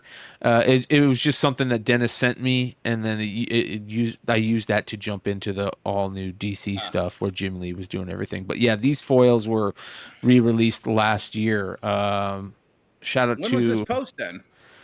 I think he was just doing a variant thing. Third Eye sold them. Shout out to Third Eye. Last year. So Wonder Woman #1 second printing was last year, and then that was this one, and then they did a Superman #7 variant, cover G. And then they did a Batman Day 2023 foil for the Batman. So you have to go. I mean, they've been out for a while. So if you want them, go source them. So I used to be big into the secondary market as a retailer. I wanted to have the books that other retailers. So I had a couple rules that I lived by. I noticed this like within like 3 or 4 years of doing all of this shit. 2005 to 2008. Retailers will cut Marvel to the bone on issue 2. So you know what I did? I maintained on issue 2 and issue 3. And the amount of times that I would get double and triple for the price on Amazon and eBay during that time period, it was off the charts. And then Marvel would have to go back to press on issue 2 because all the retailers were bitching. Well, why didn't you tell us the new character was going to come on issue 2? Well, why did you cut it to the bone of your sell-through for issue 1, you idiots? And I'm sitting in every one of these retailer summits going, guess what? I still have first prints, and I'm getting $9.99 a piece for them because you guys all cut your orders on issue 2 and issue 3. And Marvel's just chuckling. Okay, we'll do a second print. Okay, we'll do a third print. Look at Loki, whatever that 2008, 2009 Loki series was. Yeah. At one point, Loki #3 was selling for $50 on eBay. And I had stacks of them. Yeah. New 52. I knew New 52 was going to tank. Actually, I thought if done right, New 52 could have been the smartest thing DC had done, and I was not anti-DC at that time. I went all in on New 52 to the point where I started seeing the retailers cutting their orders again. And at one time, I was getting $75 for Nightwing #4. Do you remember that, Jesse? Yeah, sure. And Aquaman #4 and Aquaman #3. And these books were like $50 and $60 and $75 books on eBay for a long time. They were literally my evergreens because I knew the retailers were going to cut their orders to nothing. And at that point, I think DC had made a statement that they were only going to do second prints on certain books. Right. Yeah. Exactly. They had a couple weird things. Yeah. But by issue 6, I would say everything but on the 52 schedule, everything but like 6 books were absolute garbage. Yeah. It was Batman. It was, and I mean, they'd lost half their creators at that point too. They lost Grant Morrison on Superman, and but the Green Lantern, I was selling 250 Green Lanterns across 4 titles, and I couldn't even sell 30 Green Lanterns in my store, and it was with Jeff Johns. Yeah. Yeah, I remember that Green Lantern had the tear on one of them. Yeah. So Number 1 from New 52. Yeah. The back end, and just so people know what kind of me and Dennis are talking about, new issues don't just come out on Wednesday. We're buying this 60 days before. So we're trying to figure out what the trend is 60 days before we actually make the purchase of that new issue. And then you only have 2 weeks before FOC to make your final decision. So whatever you do 60 days before, you actually have 2 weeks to adjust. And you're not right all the time. My brand was always independent heavy, right? So we were very heavy Black Mass. That was, we're then carried the most Black Mass possible, and Oni Press. And so we really didn't focus on Marvel and DC. What I used to do, which is the opposite of most, I would order all my independents and then order Marvel and DC. Most people order their Marvel and DC, and 90% of their budget's gone. So by the time they get to everybody else, because it goes Marvel, DC, Image, and then alphabetical order everybody else, right? So you get through those 3 guys, you don't have any budgets left. So yeah, that's crazy. We're not really looking for gimmicks. We're not really looking for bells and whistles. Obviously, we're looking at our box holders first, and then trying to figure out, okay, what can I mass buy? What makes sense to mass buy?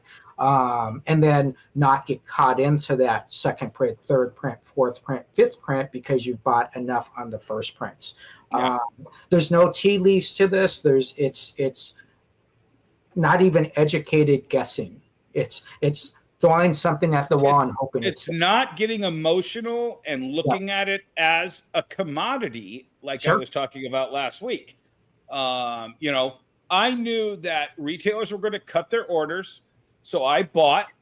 And then when retailers cut their orders, and then the fans found out how good the book was, like Nightwing and Aquaman, the first volume, which were huge, and Batgirl, Gail Simone's Batgirl, don't forget that one. That was good, I knew that I would be holding the orange juice concentrate stocks, and I could go sell after they had a second or a third printing, and before the trade paperbacks came out, because those people who found out 3 months into New 52 that Batgirl was the definitive Batgirl by Gail Simone, that was huge. And it's, you have to treat it as such. You can't get emotional and go, oh, I really like Ethan Van Sciver and Gail Simone writing Firestorm. The book was shit. It didn't do what it could have done. Nobody wanted it, and it was dead. I forget, Frankenstein and the Agents of Hate or something. Whatever. Agent of Atlas. Sword or whatever it was. Yeah. That was garbage. Dan DiDio wrote that.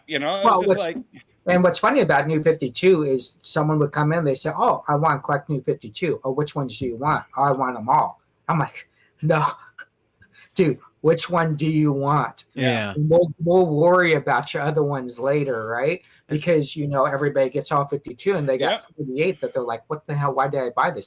I got to ask you guys a crazy question. So I'm doing a show last night and I'm selling a Silver Age Bizarro. And I'm reading the cover, right? And Bizarro talks like he talks, right? Which is like reverse English or whatever, however you want to call it. But doesn't Yoda talk like that too? Yeah. So Yoda, it flips it. So me Bizarro, me like this. Right. He would restart the sentence all through it. You know, Yoda takes that back end of the sentence and puts it before the front end of the sentence. Right. So yeah, if Yoda flips it, Bizarro staccatos it. Right. That's how you sell on a live show, folks. You get people talking about that. Yeah. You bring but it's funny. You guys started talking about DC. I'm like, I'm going to ask that question because I want to know if he stole that from Bizarro and had Yoda talk like Bizarro. And that's. Oh, I just shared a post today. Brian, you might get a kick out of this one on my Facebook page. If you go down, you're going to find Burt Reynolds. You'll love me playing this. This is a 1976 Burt Reynolds quote that I saw. I watched the movie and I reposted. I gotta let my dog out real quick. I'll be right back. Okay. Yeah. We'll get back to that. Yeah, but Jesse, you hit on it earlier. It's about the personality you bring to the sale. Sure. I'm in a store. I'm sitting there. I'll hand sell candy. I'll hand sell DVDs. These guys came in and they started talking and they found a copy of Airheads. Right. I'm like, hey guys, want a little Airheads trivia? And they're like, yeah. Yeah. Like, I've been looking for this DVD everywhere and you have it. And it's like $12. And I'm like, well, let me tell you something. When you watch that Airheads tonight, I want you to imagine when you see them pull up to the front of KPPX, and I knew the name of the radio station, I go, I want you to imagine this one thing. Bruce Willis riding his limousine past the entrance to the Nakatomi Towers parking structure before he walks into the Nakatomi Plaza at the beginning of Die Hard. And they're like, what? I go, it's the same parking lot. So when you see Lemmy go, and I masturbated constantly, or Stuttering John, that the building behind Stuttering John is Nakatomi Tower. Yeah. Oh, yeah. And they were blue. Guess what? They stuck around for about another 15 minutes looking for other little cult movies that I had. And they ended up spending, I think, like $40. They came in for one movie and they ended up spending $40 on other movies. Yeah. Every time I show a Trek book, I always say, okay, I'm going to be hawking Trek. Right. Yeah. And you become, you're using these cool innuendos to put into the mix, right? I'm hawking Trek right now. But you got to have fun. You got to enjoy it. You can't be, tired. And if you can't do a show, just don't do a show. It's better for you to say, listen, guys, I'm not feeling it. I'm not going to do a show tonight. I'll be on tomorrow night. And go live when you're ready to sling comics. And you have to be you, and you have to be you at 100%. Yeah. Or you're cheating the customer. Yeah. Yeah. By far. And, so that, it's kind of funny. We went from how do you buy, how do you sell? It really comes down to, do you understand your inventory? Do you know how the mix of your inventory works? How do you sell a Shadowhawk? And then how do you go to Wonder Woman? Right. Can you do that? And if you can do that, then you're in a good world. But if you stop and you say, I don't understand the connection, well, the connection is it's comics. Yeah. Right. Yeah. You're overthinking everything. We just sell comics, which a lot of people, believe it or not, love comics, and some of them just aren't introduced to comics the right way. Well, that's the key. Yep. You have to be a teacher in a lot of ways. You have to educate your customer to get them to the level that you are, so they appreciate the stuff that you enjoy, without trashing necessarily the stuff that they want to be involved with. Sure. Yeah. Have you guys been, the following thing I want to bring up is some of the interesting stuff that's going on in the comic book grading world.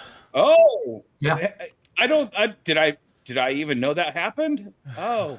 Well, the interesting part about this is CGC has a new issue. The they are causing bending in spines of books. Shout out to Palm Beach Presser on IG. He put out this post. He says, CGC interwells are now warping bending within the case much too frequently. In my own submission received this week of 43 pressed books, 6 were significantly bent and unworthy of the 9/8s and 9/6s received, appearing more like 9/4s or 9/2s. And here's a perfect example. You got a 9/8 of Amazing Spider-Man. That's a CGC 9/9. That's a 9/9 at CGC these days.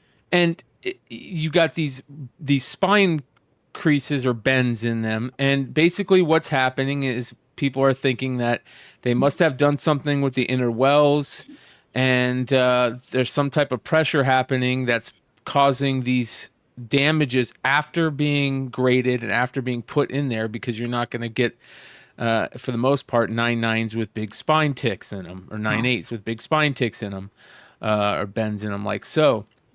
And so shout out again to Palm Beach Presser, who said, today I advised all 170 of my past customers how significant this issue is. And they said CGC is aware of the problem, but has not publicly acknowledged it. And it's very interesting. He did a quick little, he did a show on with 99 Newsstand. And I want to go ahead and show you this, you guys, and you guys tell me what you think after we watch a little bit of this. James was not aware of the situation, or maybe 2 days ago, whenever we first talked, for 2 days ago, he wasn't aware of the situation. And so he hadn't looked at some of his books. And I think today, or last night perhaps, he took it upon himself to say, do I have any of these affected books? And he actually found a bowed book in his collection. And that's so, because you guys are talking now about people will be more, they'll look into, well, is this one of the books that was graded since March or May or whatever the date we decide it is, learn that it is? And be looking for this thing or hesitant to buy it. Do you have that book handy? Like, are we able to see? So basically what they're talking about is, since this has been found, people are now going and looking at their books a little bit more closely and seeing the same issue where these problems are happening, like this, right? You're getting these, and you're getting damage in these already pressed and already graded books, a 9/8 with this type of damage, a 9/6 with damage, a 9/8 damage. And this is all happening right at the same time that we have a new brand entering the foray, right? And entering the game. Could this be CGC's final, thing that's going to cause them to start? No. And I'll tell you why it's not. So when I used to work for Nordstrom, we would sell millions of Nike socks. Millions. And I'd walk into the store and they say, here's my 6 damaged Nike socks, packs of 12, well, 10, whatever they were. And I go, another store, here's 4. Another store, here's 10. All right. But at the end, we sold millions. Right. But we only got 15 damaged packs. So that's 0.0001%. I would be interested in what percentage that this is, because, are we talking about 10 books? Are we talking about 20 books? On the flip end, and again, I'm just thinking out loud. On the flip end, does your book devalue because it has that in there, but it's a graded 9/8? Yes. And why does that do that? Because go ahead, Brian. Well, here's the problem. Say that you sell that book on eBay or whatnot. They're going to get that book and they're going to see that there's a problem in it, and they're going to say, right, you've switched the books, right? So it's going to start causing problems on those things where people are going to be like, I didn't switch the books. That's how it is. That's how they graded it. And now, because of this, where in the past, only the smart people were saying, hey, I buy the book and not the grade. This is going to start causing people, because there's going to be more problems with people selling these books and having them sent back, that people are going to start now buying the book and not the grade. Because at the same time this is happening, I'm starting to hear some of this buzz going around that graded books aren't selling for anywhere near the return. Because they flooded the 9.8 market with 9.9s. Okay, so that then makes the 9.8 worth a 9.6 because everyone's chasing the 9.9s. Then all of a sudden 9.8 start coming out with flaws. At the same, we're still within a year of Switchgate. I mean, we're 6 months after Switcheroo Gate or whatever they called it. How do you know somebody's not over there putting dinged spine tick books in? You don't know. You don't know if that's your same book or not. There's so many problems, and CGC refuses to address any of these problems on every level. And eventually, customer enthusiasm drops. When you would send off, one of those guys said he sent off 100 books. Do you think he's going to send off 100 books next week? No, I think the question is, would you not send that book back and say, hey, you just sent me this book, this 9.8, but when I look at the book, it's a 9.6 or a 9.4 or whatever, or it has this crease in it. Is that the resolve at this point? Are they getting a refund? What is happening? No, they're not talking reimbursement. They're not talking. I mean, this is the people who 15 years ago said, just ignore Newton rings. It's just something that happens. 10 years ago, Newton rings aren't damaging books at all. And then CBCS comes out, never a Newton ring. Well, don't worry about those guys. Don't you want the CGC resale value? Just accept your Newton rings. Come on. And now they're telling you to accept spine ticks. I am guaranteeing you half these people have had professional pressers press these books. And to get one with a spine tick, that means you either got swapped or they damaged it, period. Right.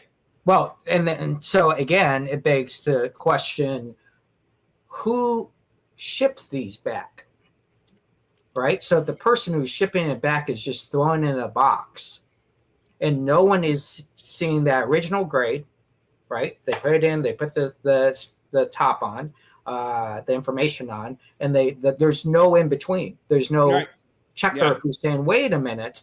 Well, the quality control should be the number one guy. Yeah, that guy should be just every book. It should be an army. Yeah, and guys, 9.8 in this spine tick, but it's not. The thing is, and I'll throw him under the bus here, but as more of a joke, it's really just Matt Nelson going, all right, this is going to Heritage 9.9 with a 1/4 inch tick and 2 rubs and 3 spine stresses in the notes. Right. Make sure this 9.9 gets to Heritage. What about all these books? Nah, just fuck it. Send them off. As long as Heritage has their 9.9 Wolverine #1, we're all good. Yeah. Yeah. And I think it's a percentage thing. And when they go to the heads and they say, okay, what is this problem? How many people have called us on this? Because they're not going to react from a video, right? This video with 3 guys on it. They're going to react with the masses, right? Where 30 people, 40 people, 50 people are now saying. I listened to 10 videos today. And one of the videos, actually, I listened to an 11th video, which was a guy saying that he has bought super books for his collection, his personal collection. And he has had these cracked and sent in for sales. Do you know who this is, Brian? I don't know who it is. I saw that. I know what you're talking about. And he is getting grade drops from CGC's original grade. Like he bought a 9.8 and he sent it off to get a signing with Roy Thomas, and it came back a 9.6 or a 9.4. And he's like, dude, I just lost $1,000 on this book because you said it was a 9.8. I sent it to you. I thought you would handle it correctly. But then when you had the person sign it, I had to get it regraded. Right. And it came back a lower grade than what you guaranteed this book at. And they're not talking to him about refunds. They're not talking. He's been arguing with them forever on this. And it's just happening in the last year. Right. He had one, I forget what it was, but he sent it in for just a reholder, but because of reholder gate, now you have to pay to get it regraded, and it came back like a full, I think it was a 9.4 down to an 8.0. If anybody knows whose video that is in the chat, shout it out so we can share that. Well, but it was fascinating to watch, and I'm just watching this guy like, and I hate to be the dick, guys, but I just feel like Animal House, and these guys are all flounder, and they're like, my brother's car, and I'm like, yeah, you fucked up. You trusted CGC. So this is the thread posted May 15th. Is anyone else getting books back? Watch it while you can. Yeah. Because CGC is notorious for killing this shit. Is anyone else getting books back with warped inner wells? I just got back 8 boxes of books. I've opened 4 of the boxes. On all the slabs seem to have warped inner wells where they are concave in the middle. Like I'm sure many of you have seen with backing boards. So since the inner well is bent, it's bending my book inside it, which is, of course, putting stress on the spine. I've looked through a bunch of older slabs, and they don't have this problem. Is anyone else seeing this with recent slabs? And a bunch of people started, showing. Yeah, the banana. That's what they said in the chat there. They're calling it the banana. Yeah. Yep. And you can banana see. Effect. Yeah. You can see it warping.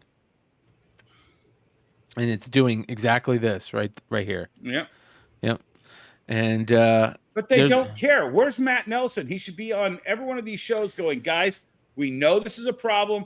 We're going to get all these books back. We're going to press them back to get the ticks out, and we're going to not grade books until we get this problem solved. Nothing. Nope. Well, I not to give too much away, but I did an interview with Swag yesterday, and we talked about this. And one of the things that I said that I think that is one of the biggest problems that CGC has is that they don't have a PR person. And if I was PSA and if I was starting my new company and I was going to, say, hey, this is my new grader. Well, I wouldn't do that. I would not say my grader's name. I wouldn't talk about my graders. I would say, hey guys, this is our PR person.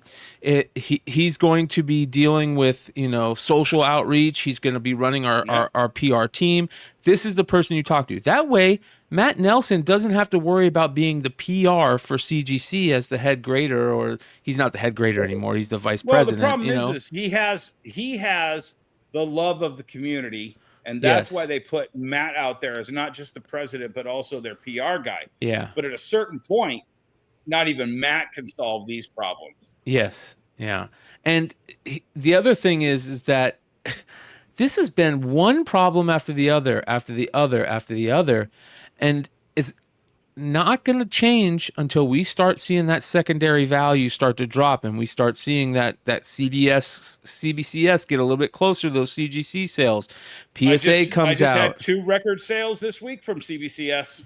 There you go. So it's very interesting. I think in stuff like this, it's all about pulling your money away from a business like this. Until they see a drop in money, they have no reason to do anything.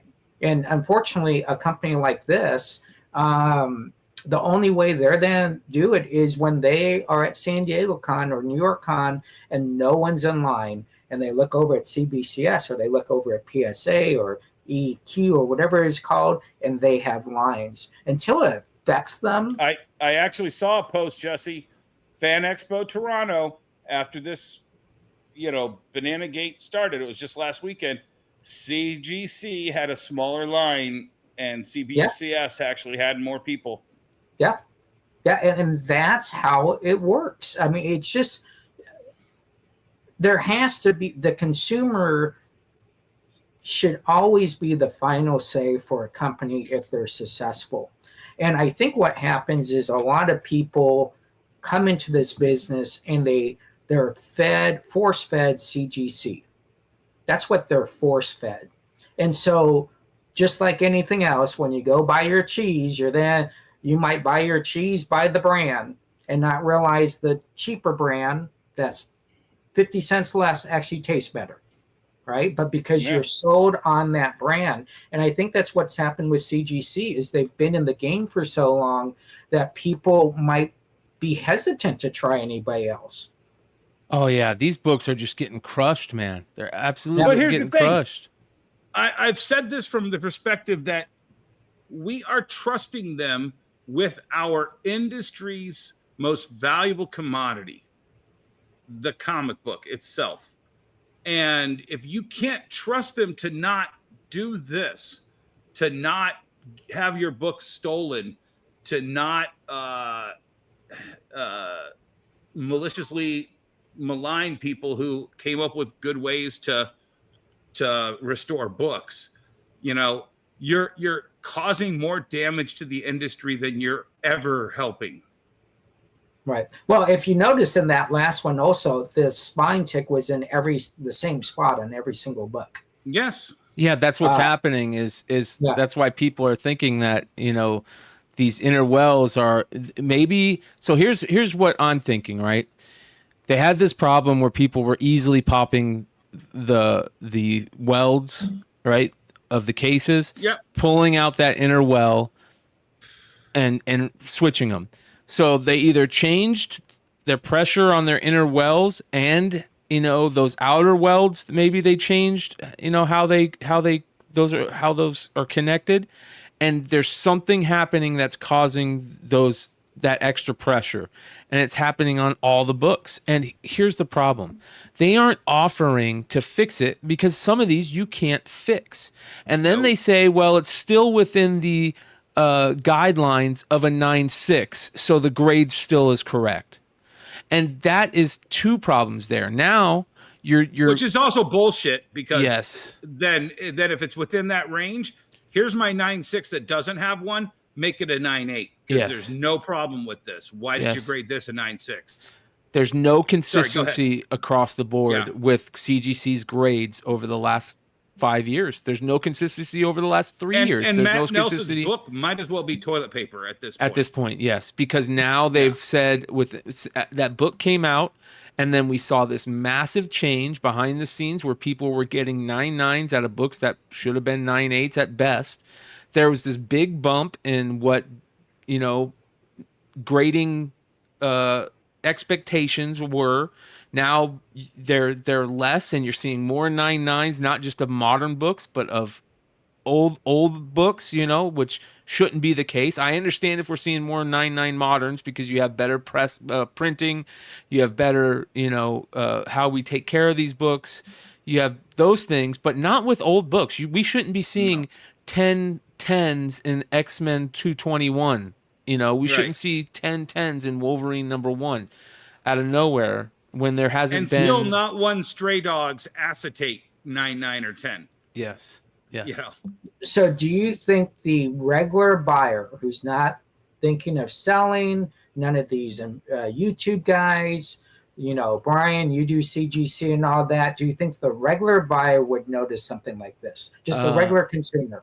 So if they sent in their book to get graded, yes.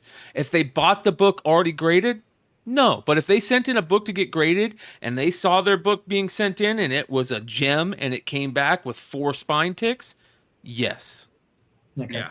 So the problem, but Jesse, hold on. Yeah. The bigger problem with what Jesse just asked is this is happening to the influencers, and the influencers are pissed, and the influencers have the ear of all of the amateur hour people that you're talking about, Jesse. So guess what?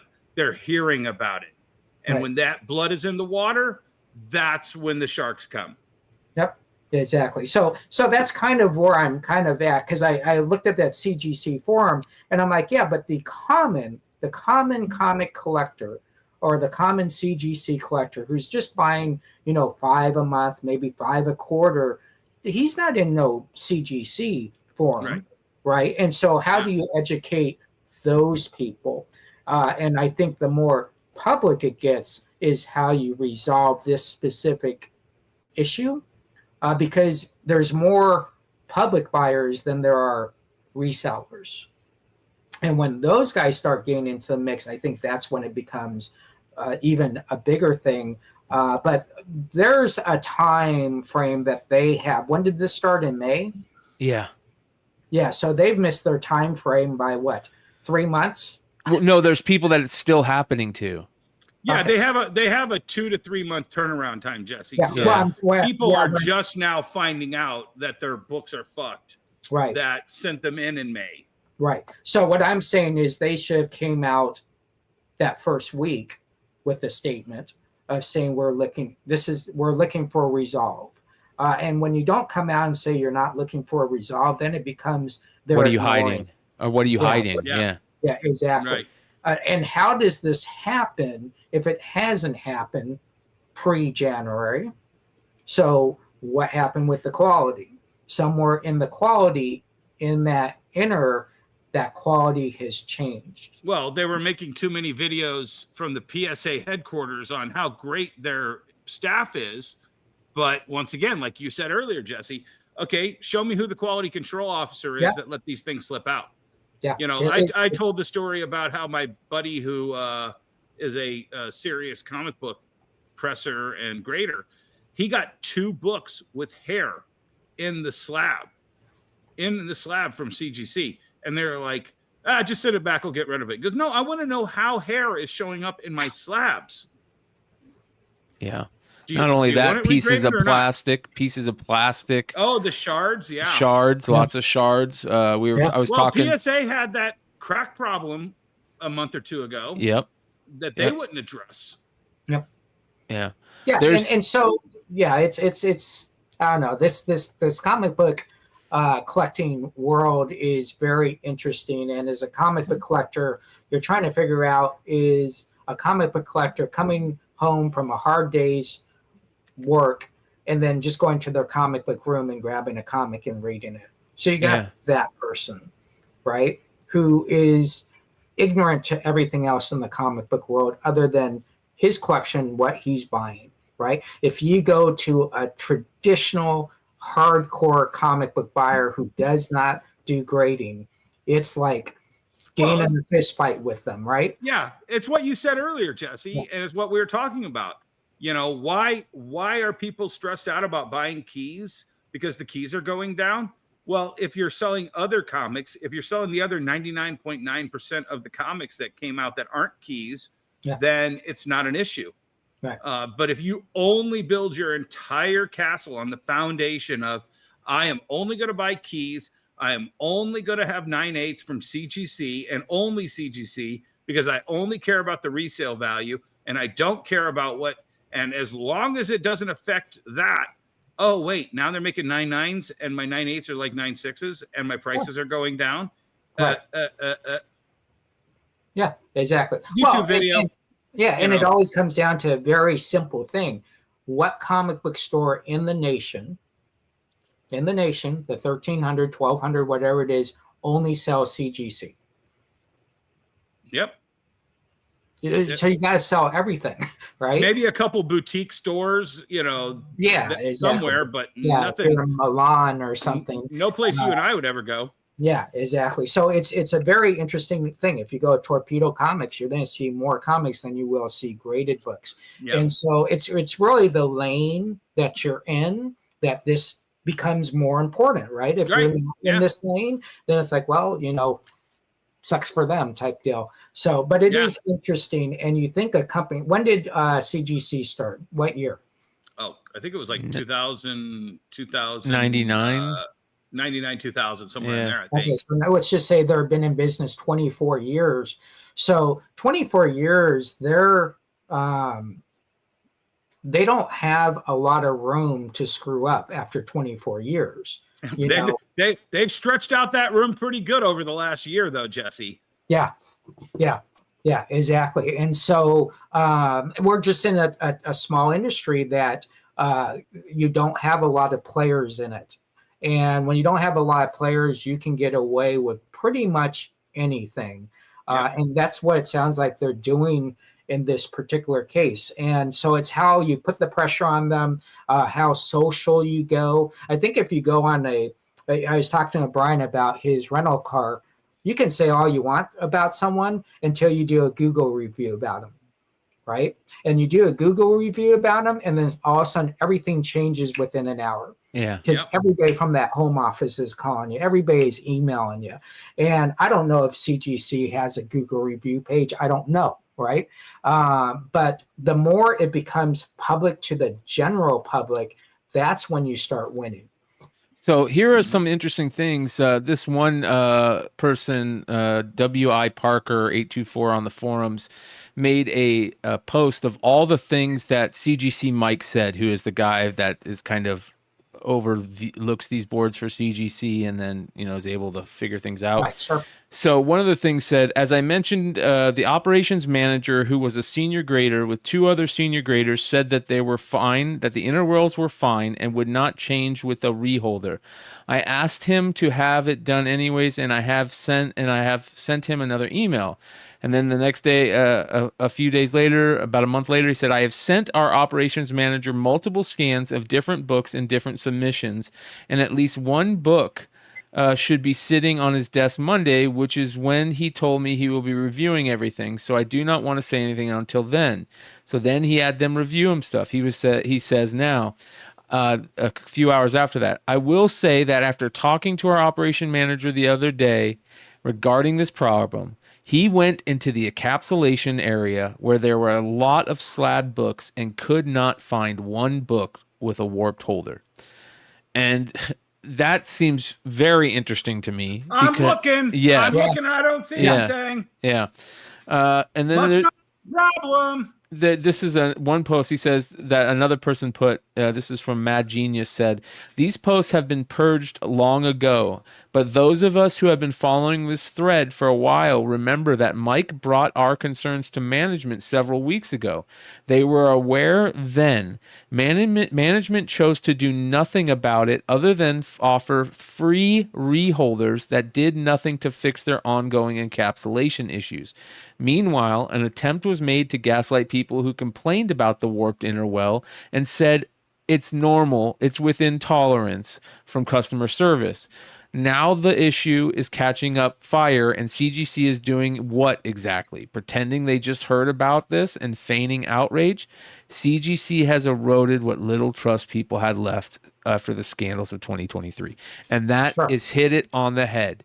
It's getting to that point, Jesse, like you're talking about, where now, like Dennis said, it's getting to those people who might not get that information now because it's getting so bad. It started in May of people being mad about it, and it's continued to there. It's happened more and more, and CGC has not come out and done any of this. And all of those influencers that have those giant walls of CGC 9.8 sitting on their back wall, and they're just watching their values slowly tick down as the confidence in CGC just slowly dissolves. Well, here's a question. Major Issue Comics says it's been happening to us for a long time. Well, if it's been, and this isn't towards Major Issue Comics, this is a general question. If it's been happening for a long time, then why do you still do it? But the resale value is better, Jesse. Right, Brian? Yeah. So is that the answer? This is CGC Mike. For those of you guys that don't know, he's the administrator on the CGC message boards. This is a recent 14 hours ago. He said, he said, our statement has changed some from the one that was posted in the video this weekend. We take any concerns about quality and integrity of our holders seriously.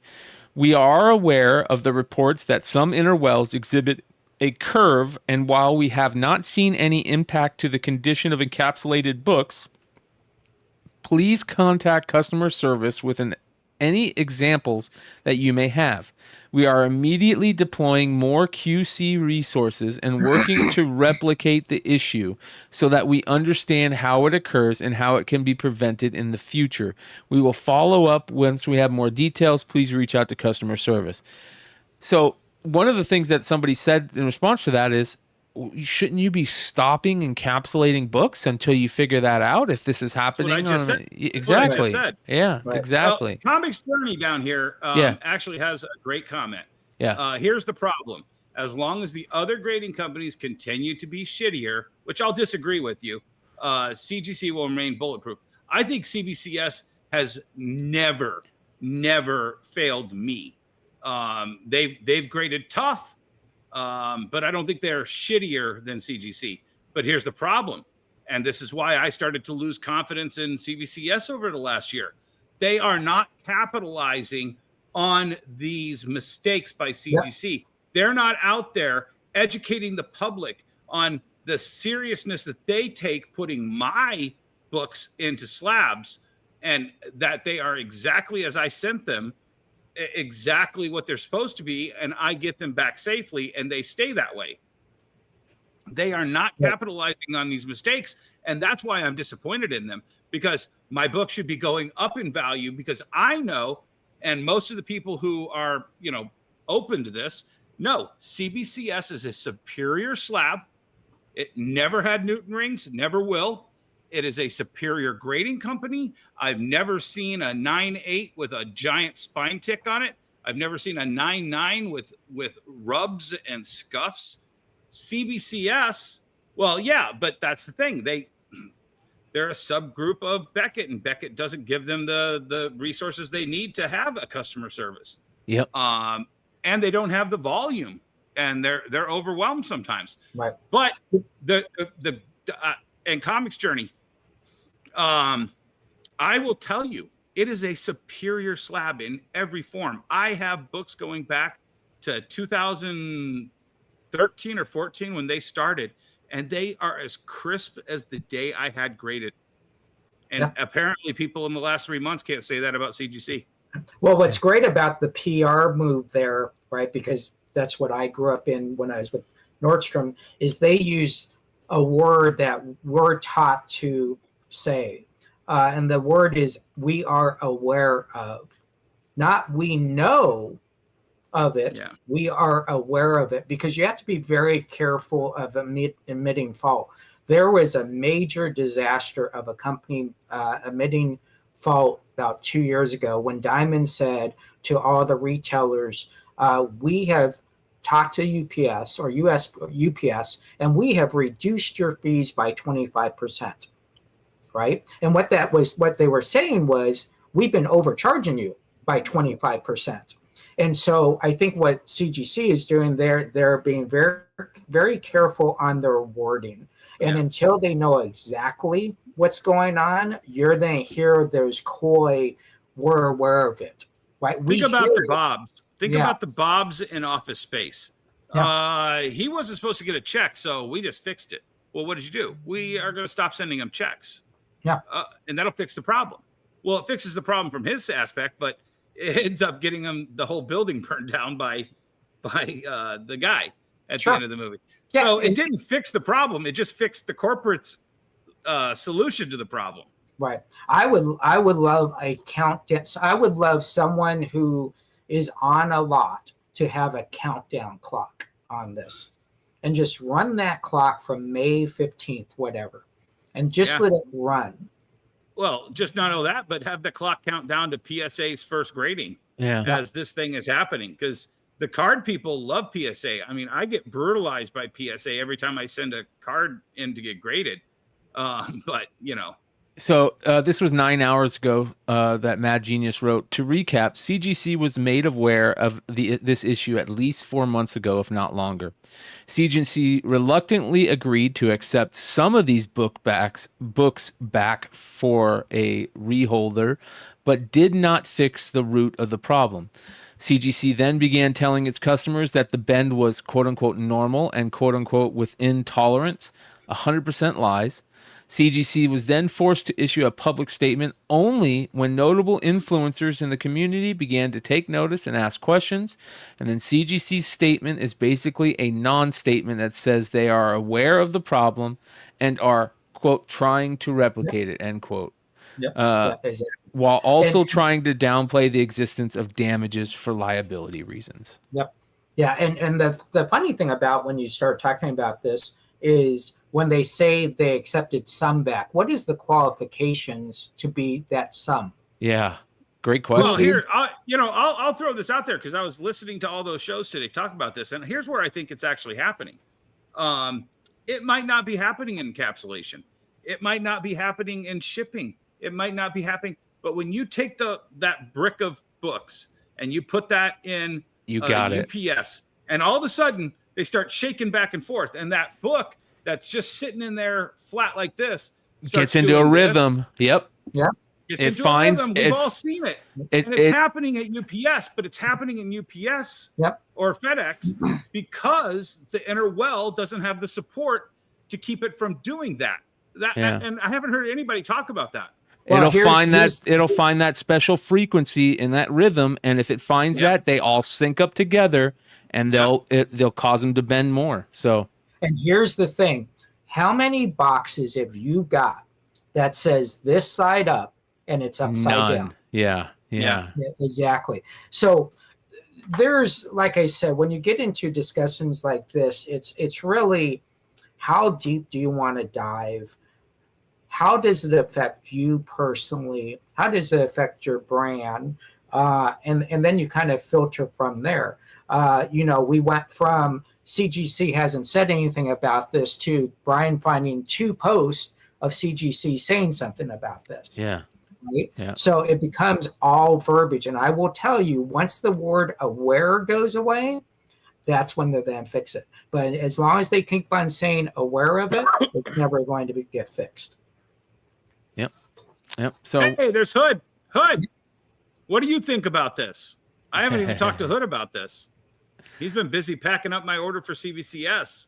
Yeah. Well, we're gonna find out tomorrow night probably. So make sure you guys come hang out with us tomorrow night for the Wednesday night review, where we go over new books and market report. Lots of fun stuff. So that being said, you guys, I think we're done. Let me ask one quick question, because I'm not a good grader. What is the actual difference? And I'm talking about how the mechanisms work between CGC and a CBCS graded book as far as its packaging goes. What is the difference? Okay, so CBCS, I've seen people do their unboxings with CGC, and CGC just has kind of a piece of cardboard and a bunch of books and another piece of cardboard and a piece maybe on top and the bottom. It's kind of elevated a little bit. And CBCS, I kid you not, they take 5 books or 10 books and they wrap it front to back, top to bottom, round the side with bubble wrap. And they put that brick in the middle of a box. And then it's got more bubble wrap around that. Sometimes you'll have 2 bundles in a box. Right. So, maybe 20 books tops. So, yeah, I mean, and CGC doesn't use a bag, right, Bryan? CGC does use a bag. They'll bag books, and what they'll do is sometimes you'll get that cardboard in between issues, graded books. Right. Sometimes there won't be.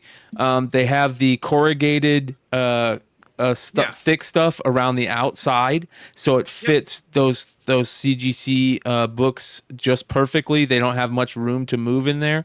I truly think that what's happening is something is happening in the process from when it leaves them till it gets to us, and that's where that is happening, because it's after the grading and it's not happening at the site. And that's why they can't replicate it, because they're not, take your books and put them in a truck and bounce around for a while. Go put them on a vibration table. Yeah. Right. My question is more dimensionally. Are they the same exact size? Do they use the same exact process? Oh, yeah. When I put my CGCs next to my CBCSs, you're talking maybe a 2 millimeter tolerance between the two. They don't lock in with each other like they do with each other, similar types. But they're roughly within 1 to 2 millimeter tolerances on every side. Okay. So this is something we have not seen at CBCS, even though dimensionally they're exactly the same, have the same liner in them and everything. Yeah. Omar just said he had 40% of his books show up cracked in the case. Wow. Yep. I'm telling you, CGC doesn't care. I've been saying it for years. This just shows it. It's just more examples. CBCS has no spine to pounce on these opportunities to celebrate their own awesomeness. I can only do so much. I mean, everybody in the chat knows, everybody on all the shows that I've ever been on knows I'm the CBCS guy. I don't get any better grades for it. I had a 25 book submission where they only gave me 9.8 pre-screen, and I got 7 out of 25. Yeah. So I know they're not thumbing the scale for me. Right. But the simple thing is you can PR off of this without ever mentioning CGC. Yeah. It's so easy to do. Yeah. CBCS's inner plastic well keeps the book nice and tight as it's sitting in the slab. Yep. That's all That's all I would be doing a promo on all week. Never mention CGC. Hey guys, we just want to inform you on how we're always looking to do better stuff. So and Red Hood, he has one of the best examples of this. He charges $1 extra to crack open a CBCS slab because it's more sturdy and stable. He could take a CGC and go and do it one-handed, Yeah, you see how I have this Buc-ee's hat on, right? Yeah. And I got this Buc-ee's hat over here. You better get a CBCS hat and a CBS shirt or a tattoo. Well, I'm telling you, no, here's the thing. I'm not for sale. I'm not for sale. You're not for sale. You're providing a great service of information. Yes, that's all it's about. I paid for these hats. It's not like they gave me these hats, right? Right. Find out if they have bumper stickers or something, right? Well, and that's Comics Journey. That's what I've been saying for years, literally years, on every show Brian's ever done. I don't sell CBCS for cheaper than CGC. I hold out. And guess what? I have books. Yeah, I missed a boat on a couple books because I didn't sell CBCS cheaper, but I don't care. Yeah. So the problem with that is that there's too many people that aren't like you and Jesse in this industry, that they make a big amount of their money flipping graded books, and those flipping of graded books they're getting more from their CGC books, much more than they would get from a CBCS. And until we start seeing that price, do this. And here's the other thing. It's called price parity is what we're looking for. Yep. And if PSA can really capitalize on this in a big, big way, they could be very smart and capitalize on this. So we'll see if that happens. And final question for me, when does PSA start doing comics? They haven't 25. Yeah. Next year, and they haven't, I don't think they've said on the exact date. 2025 is when they're going to start, So they just did a good interview with Northeast Ohio Sports Cards. I haven't finished watching it, so I'll go check that out later tonight and see how that plays. I want to give a shout out to Comic Journey. Make sure you guys go check out Comic Journey's YouTube channel. He does a great job interviewing quote-unquote influencers, and he also does a really good job doing these late night just hangouts that are a lot of fun, and sometimes people lose their shit on there, so go check him out. Don't send me something at 3 o'clock in the morning. And I want to address the chat. Hours. So the way I describe the difference between CGC and CBCS, and I've said this so many times, CGC is Starbucks. And if you want to pay a little bit more and you want to have the shiny coffee that everybody loves, wait in a line. Wait for some barista to screw up your soy latte milk and put in oat milk. Let them screw it up. I'm going to go up the road to Dunkin' Donuts, and I'm going to have my iced latte, and it's going to cost me $4 cheaper, and it's going to get me the same amount of caffeine, and that's all I'm looking for. And it's in a cheaper cup, and I don't care because I waited in 0 lines to get it. Does that cup say, "Get off my lawn"?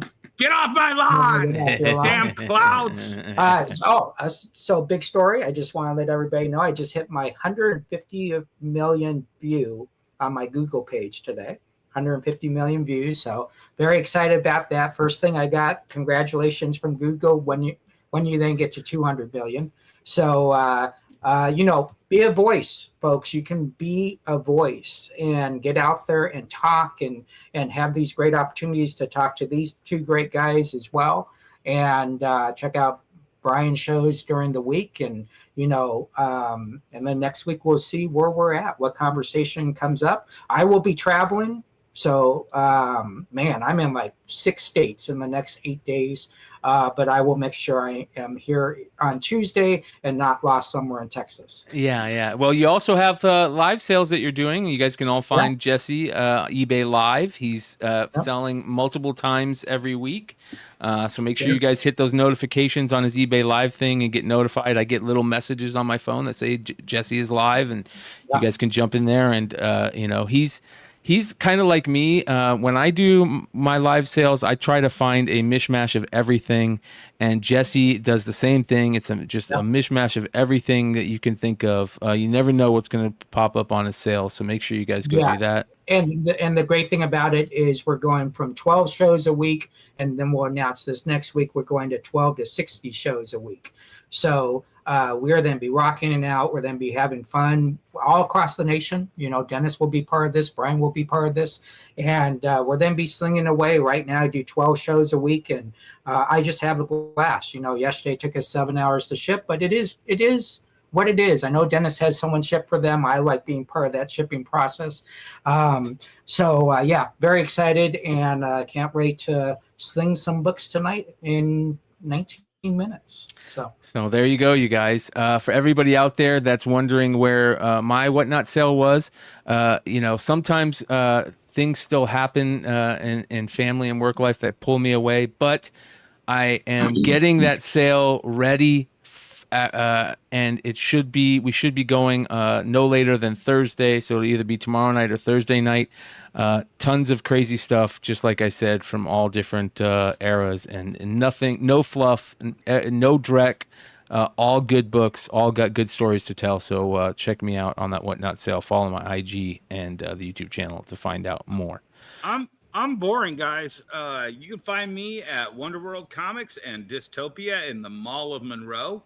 I think I'm doing interviews this week, and I'm pricing out all of the collections that came in. It's insanity. Yep. So find me, pop in, and we'll have a nice chit chat and go from there.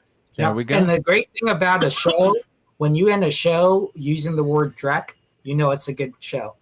Amen. Adios, guys. Much love. We'll see you next time.